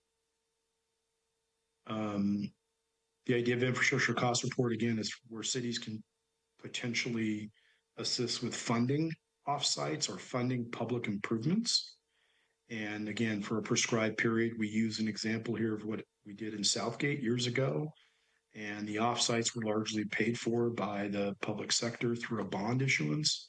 But the way we structured that public-private deal is there was actually profit participation by the city, because the city got the project off the ground by investing in offsites, and the developer recapitalized and ended up giving by design and legally, a windfall of profit participation to the city of Southgate. Next slide. So here's just a summary of all of those, and then we can wrap it up here. But it's the different incentive programs as a menu, some options to think about: cost to the city, benefits to the city, complexity to the project, and potential value to a project. I think on that note, we've done other things within our report. We actually ran some pro formas, so the report might have some more detail in it, but that was the summary presentation of the material. Also, I think within the staff report and staff packaging, there was a report that we did in 2019 that was an evaluation, a fiscal analysis, an evaluation of the proposed project at the time, which I think had 637 units and hundreds of thousands of square feet of retail, and the fiscal impact in that case, dating back to 2019, so lots of assumptions that are 5 years old per se, was such that the fiscal impact of that project as presented was about a break even. And so the notion of trying to drive additional revenue generating uses like a hotel was where that came from. And we had an estimate of what a hotel could generate. Again, could be in the neighborhood of $500,000 a year. So on that note, I can't see anybody on the screen, so I don't know whether. Thank you. We can see you, and we see a lot of you now. Sorry, we've got a technical glitch on our end. Okay. Yeah, it's just the challenge of Zoom. We certainly appreciate being here at 9 o'clock at night and not having eaten dinner, Jamie. Anyways, I'm just giving Jamie city manager a hard time. We all but do. I couldn't see your faces or expressions, so I didn't know whether you were tilting your head, nodding your head, lifting your hands, and saying, "What the heck are we talking about?" But anyways, we are available for questions. Thank you. Thank you. We appreciate your time and work on this, and we'll get to questions right now. Councilmember Great. Clark, questions? Not a question. Councilmember Morgan? No? Councilmember Peterson? I have a quick question regarding a letter we received on behalf of Merlone Geyer stating that the Cosmont study's fundamental conclusion is that mandates for commercial use on site, whether that use is retail or hospitality, will render a redevelopment proposal economic or uneconomic. And I didn't get that from the study or from your presentation, and I wanted to hear from you if you believe that statement is accurate. Sure. I do like to put myself in other folks' shoes. We understand the private sector. We understand the world of development. Frankly, we understand Merlin and Geyer, if that makes sense. I also worked on the Laguna Hills Mall, just to be very clear. They were the developer. It was quite the up and down process, but the project got approved. And it was a blend of uses that ended up with residential and retail and hotel and a park and office, which is going to be a real challenge to build because the market changes. So we finally got to that project and came to fruition. Their point in the letter could very well be that, as I tried to mention during my presentation, our presentation is that residential is driving the highest land value, residual land value profit, if you will. I can't see anybody on the council. I can just see myself. So I don't know what happened to the screen. So please. You can carry on, Ken. We can see you, although we can see you and we can hear you. Okay. Yeah, it's just hard to look at myself and try to convince and communicate. So the point is that the profit that they're going to derive from development is going to come from residential. And we understand that. The profit that isn't going to come from a hotel is part of their point. And they've been saying that for a long time. But at the end of the day, a city, in our opinion, is going to be hard pressed to embrace, explore, negotiate a project that isn't fiscally sound or positive. And please, we're the one saying to the community that residential projects are not always, as a foregone conclusion, negative fiscal impacts. We don't believe that. Residential projects can be positive fiscal impacts. So the point here is that as we analyzed it in 2019, we saw that given the cost of services, and we did some interviews with some of your department heads, and we looked at the tax creation and tax value of those number of units in the mall, and our analysis showed that it was about a break even. So sometimes those are negative fiscal impacts, and other times they can be positive. In any event, the residential was a break even. So the whole point was, what can we do as a city to help drive a positive fiscal impact? And with a hospitality use, which is a good blend of uses and good compatibility with retail, as I mentioned before, and residential for that matter. And frankly, I believe there's probably market demand for a hotel use. It made sense for us to come to that as a possibility for the blend of land uses. If it isn't profitable to the developer and residential is profitable and your housing element is certified and it requires rezoning for the residential, I suppose that's where their letter's coming from. But to conclude that the project is completely infeasible, we can't really say that without analyzing it, to be quite honest. Thank you. Okay, thank So you. I'm sorry if that was a long-winded answer, but there's actually a lot to that analysis. And we understand both sides of the equation, but that's the reality of what's going on as I explained it. Appreciate that. I have a question. So in your what do you call this? The financial feasibility analysis in Exhibit 2, the residential land value multifamily, you have, you're looking at 880 units with a base rent of $3,800 a month. And then there's a note that making that 5 or 10% higher would make this a more profitable project for the developer. So with 10%, we're looking at $4,180 a month for one of these units. Is that, I guess this is an assumption that all of the units are the same price? There's no affordable units built into this?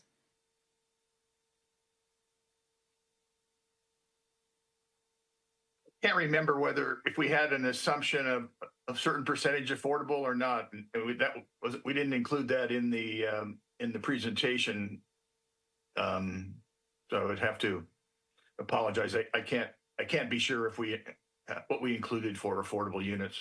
Yeah, I don't see anything about affordable units anywhere in either of the financial feasibility analyses. Okay, so I think that I think the city policy allows in lieu payments instead of inclusionary units. So maybe that was the assumption we made. It's been many months since we did that analysis. Okay, thank you. Is that? That is in fact correct. For rental housing, there's an in lieu fee, and that was incorporated into their, I think, their overall model. So we could end up with 800 units that cost $4,100 That's correct. each. And I'm looking at it as we speak myself. You're correct. It's really a fee instead of units. Okay.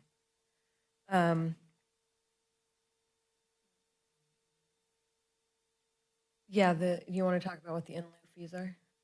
Sure. So when there's a development, and if it's a for rent development, they can pay an in lieu fee, which would go towards our affordable housing fund. And for rental, it's $6 per square foot, whereas typically a developer who's doing a for sale development, it's an inclusionary requirement that 15% of the overall development be deed restricted, low, very low income, so to meet our requirements. There was discussion about the bonus floor area ratio. Didn't we already do that? For this project, didn't we already give a bonus floor area ratio as part of the housing element? So in the housing element, we've committed to doing increased heights up to 75 feet, as well as removing the parking garages from our floor area ratio. I plan to bring that forward in 2025 for implementation into our zoning code. We just, with all the changes that we're bringing forward next at the next meeting, we just haven't had time to do that yet. So that's going to happen in 2025. But we already approved it, essentially. It's going to happen. It's already been approved. Yes, yes. Okay, I will save my comments for after. All right, we will go to public. Oh, I'm sorry. Yes, Councilmember Peterson. Could you expand upon when in 2025? Do you have a specific month or quarter making those changes? So the changes need to be adopted by December of 2025. Okay, so by the end of the year. Okay, and then I have a kind of a general question for you, Katie. Now that we have this menu of possibilities, what are the next steps in how to hone down that into actionable items and implementation? Sure. So with the menu of items, as you just indicated, the first step is going to be updating our zoning code to reflect the changes that we've committed to. But then within the menu of changes, it's really bringing back suggestions to the council of which items you'd like to see us utilize as redevelopment tools for them, if it's just for the mall site, or if we want to do identify an area broader than the mall for any of these tax incentives, but really continuing this conversation. Now we've got a good starting point, but really continuing this conversation of which tools we'd like to use in the future. And I think the last slide that Ken provided that compares just the cost and time associated with each of these is a great tool, is a great way to compare how we can implement in the future and which ones. Yeah, great. And to my knowledge, Merlone Geyer has not commented on any of these menu of incentives. Is right. I didn't see anything Yeah, I specific think in they their acknowledge letter. them in the letter, but they don't suggest that one is better than the other in terms of helpful Yeah, to I them. wonder if we could, at least try to reach out and see if any of these options would be appropriate for them or help them to become Yeah, I think that's incentivized. definitely within the appropriate next steps. And as far as a city council direction for, taking the next steps with these possible incentives, is that going to be something that you will be bringing back recommendations, or through our discussion, just, decide which to really hone in on? A little both, maybe.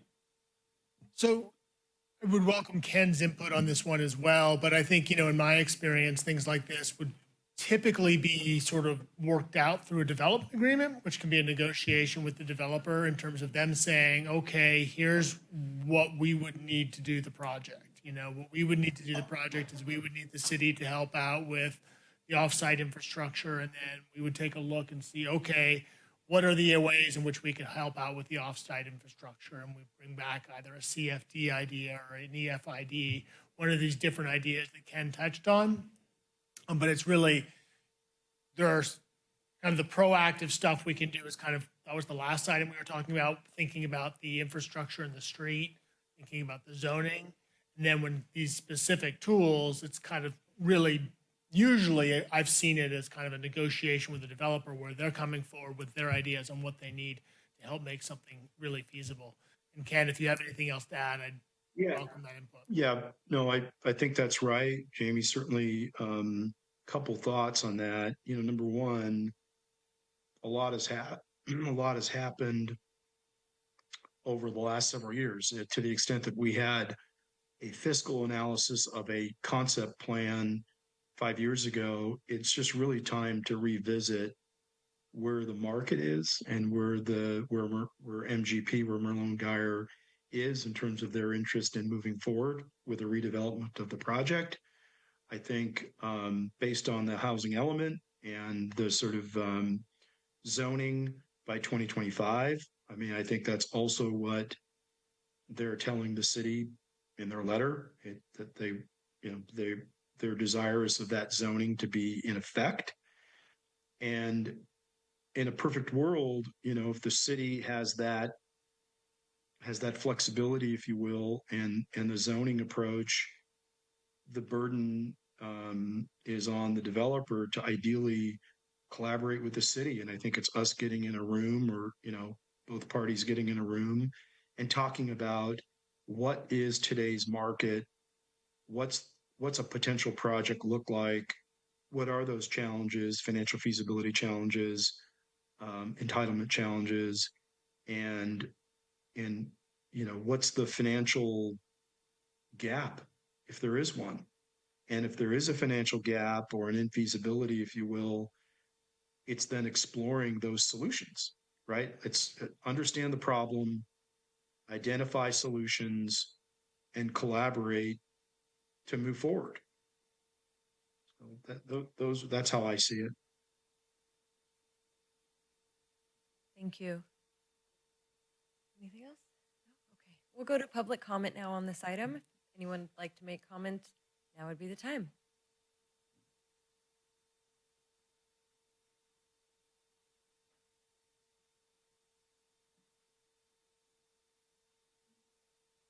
Hi, welcome back. Hello again. I guess this is more of a question.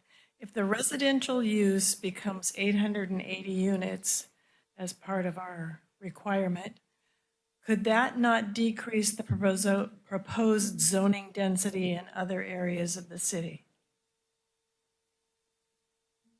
We'll take note of that question. When we finish public comment, we'll come back. Thank you. I'd appreciate it.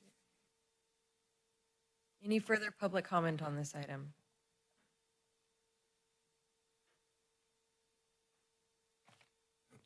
Good evening, City Council. My name is Alberto Lustre. I'm here with the Carpenters Union Local 46. Used to be it's 505, and it's a great document it got put together.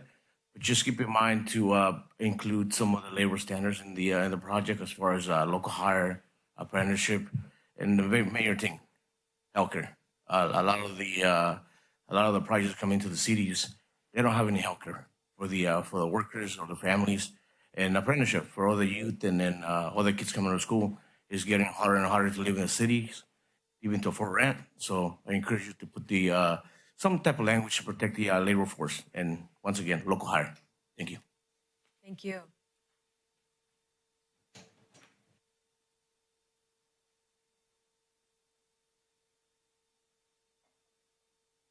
Welcome. Thank you. Kim Fry. I live on Bulb Avenue.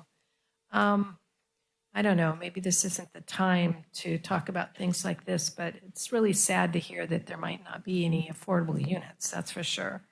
It's also sad to not hear that there's not, like, when is the community going to have input? This is like a jewel of space in Capitola for a community here, and when do their ideas and what they would like to see with this space get included in the dream? I don't know. Just seems to be a lot about finances and money, and are they going to make enough profit? And I do have one question to end. 75 feet high, how many stories is that? Thank you. Thank you.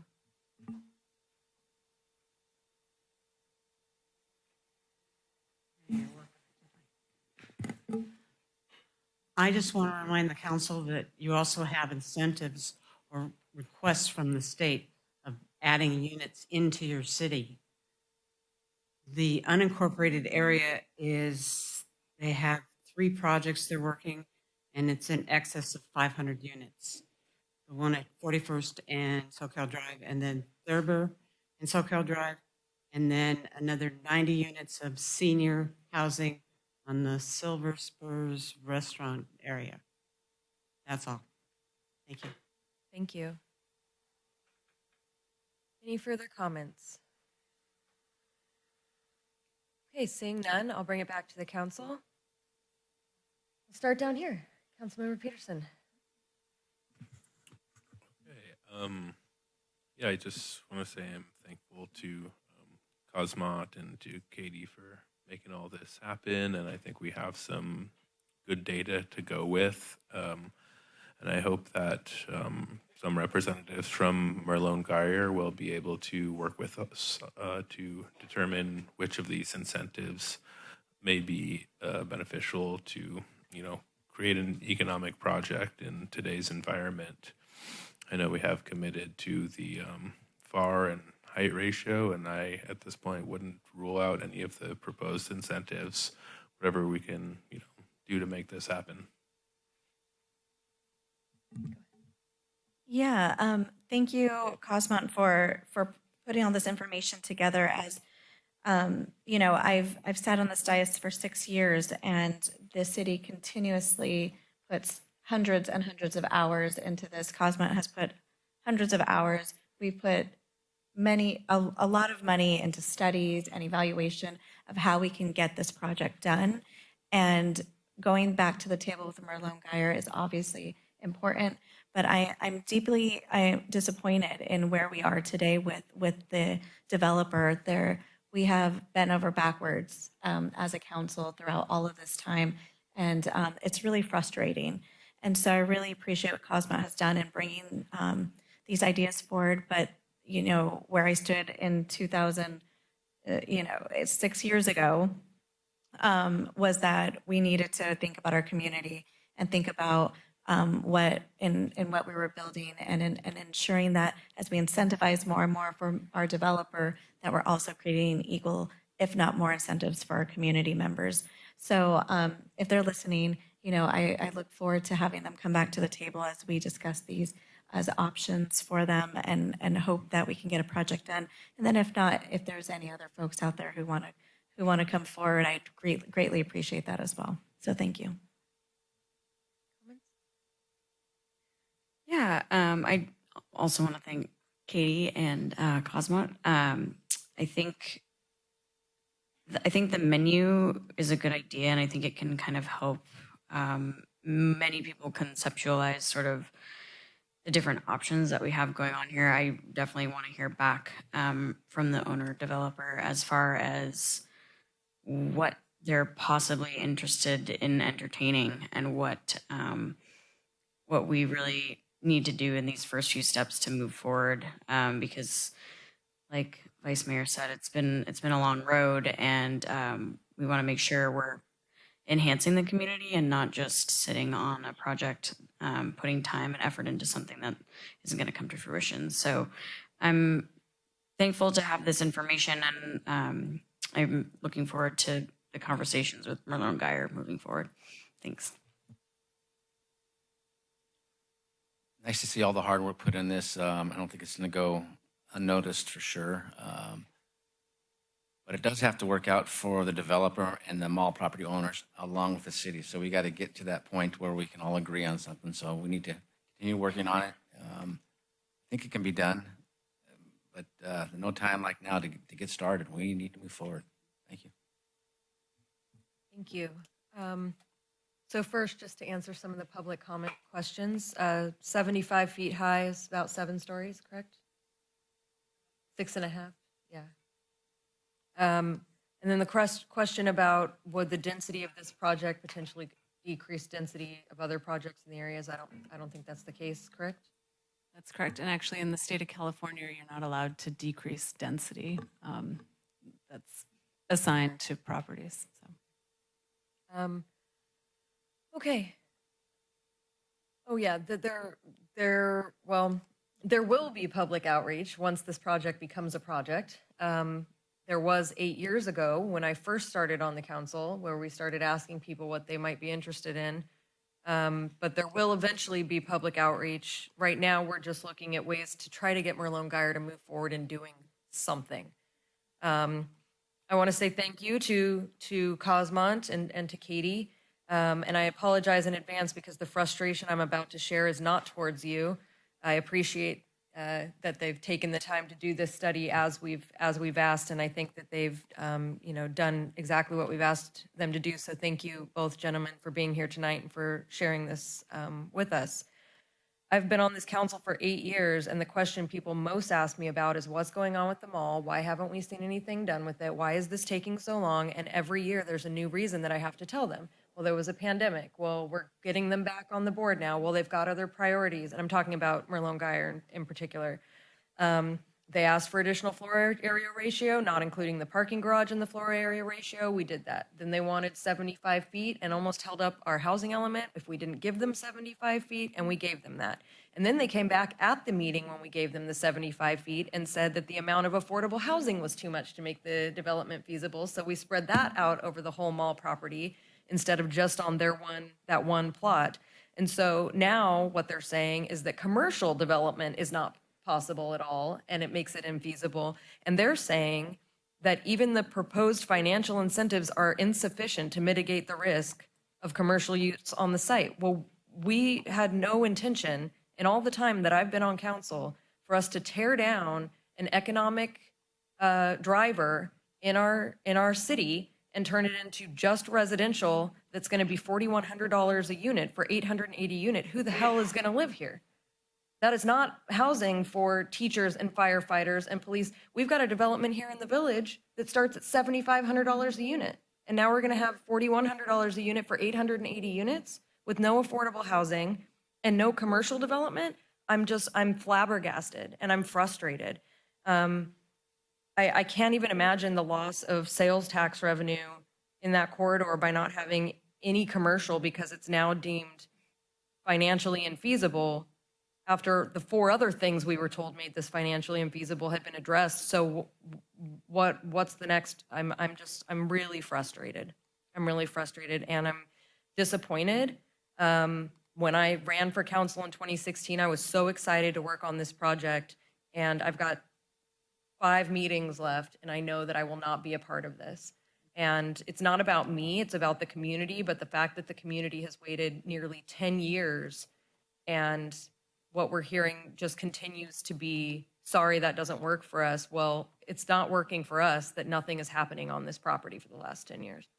And so forgive my frankness and my frustration, but I expected a partnership with our developer, with the owner of this property, to create a development that would be beneficial for both parties and for the community. And in my opinion, getting rid of commercial, just putting in residential that's not affordable is not what we had in mind for this redevelopment. And it's not what I saw in the conceptual plans in 2019 when they brought it to us. So that's it for me. I think there's no action on this, right? We're just receiving a presentation. Thank you, Cosmon. Again, that frustration wasn't directed to you. We appreciate the time that you've put into this. You're welcome. Thank you very much. Okay, item 8D has been continued to a future meeting because I was looking for some additional information that we're still gathering, so that will come back to us at a later time.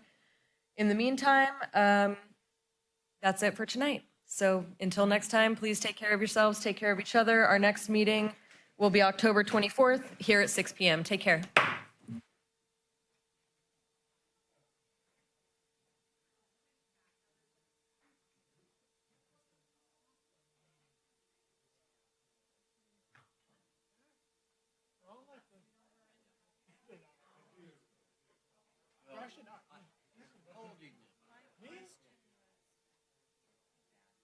I've been coming here for over 50 years.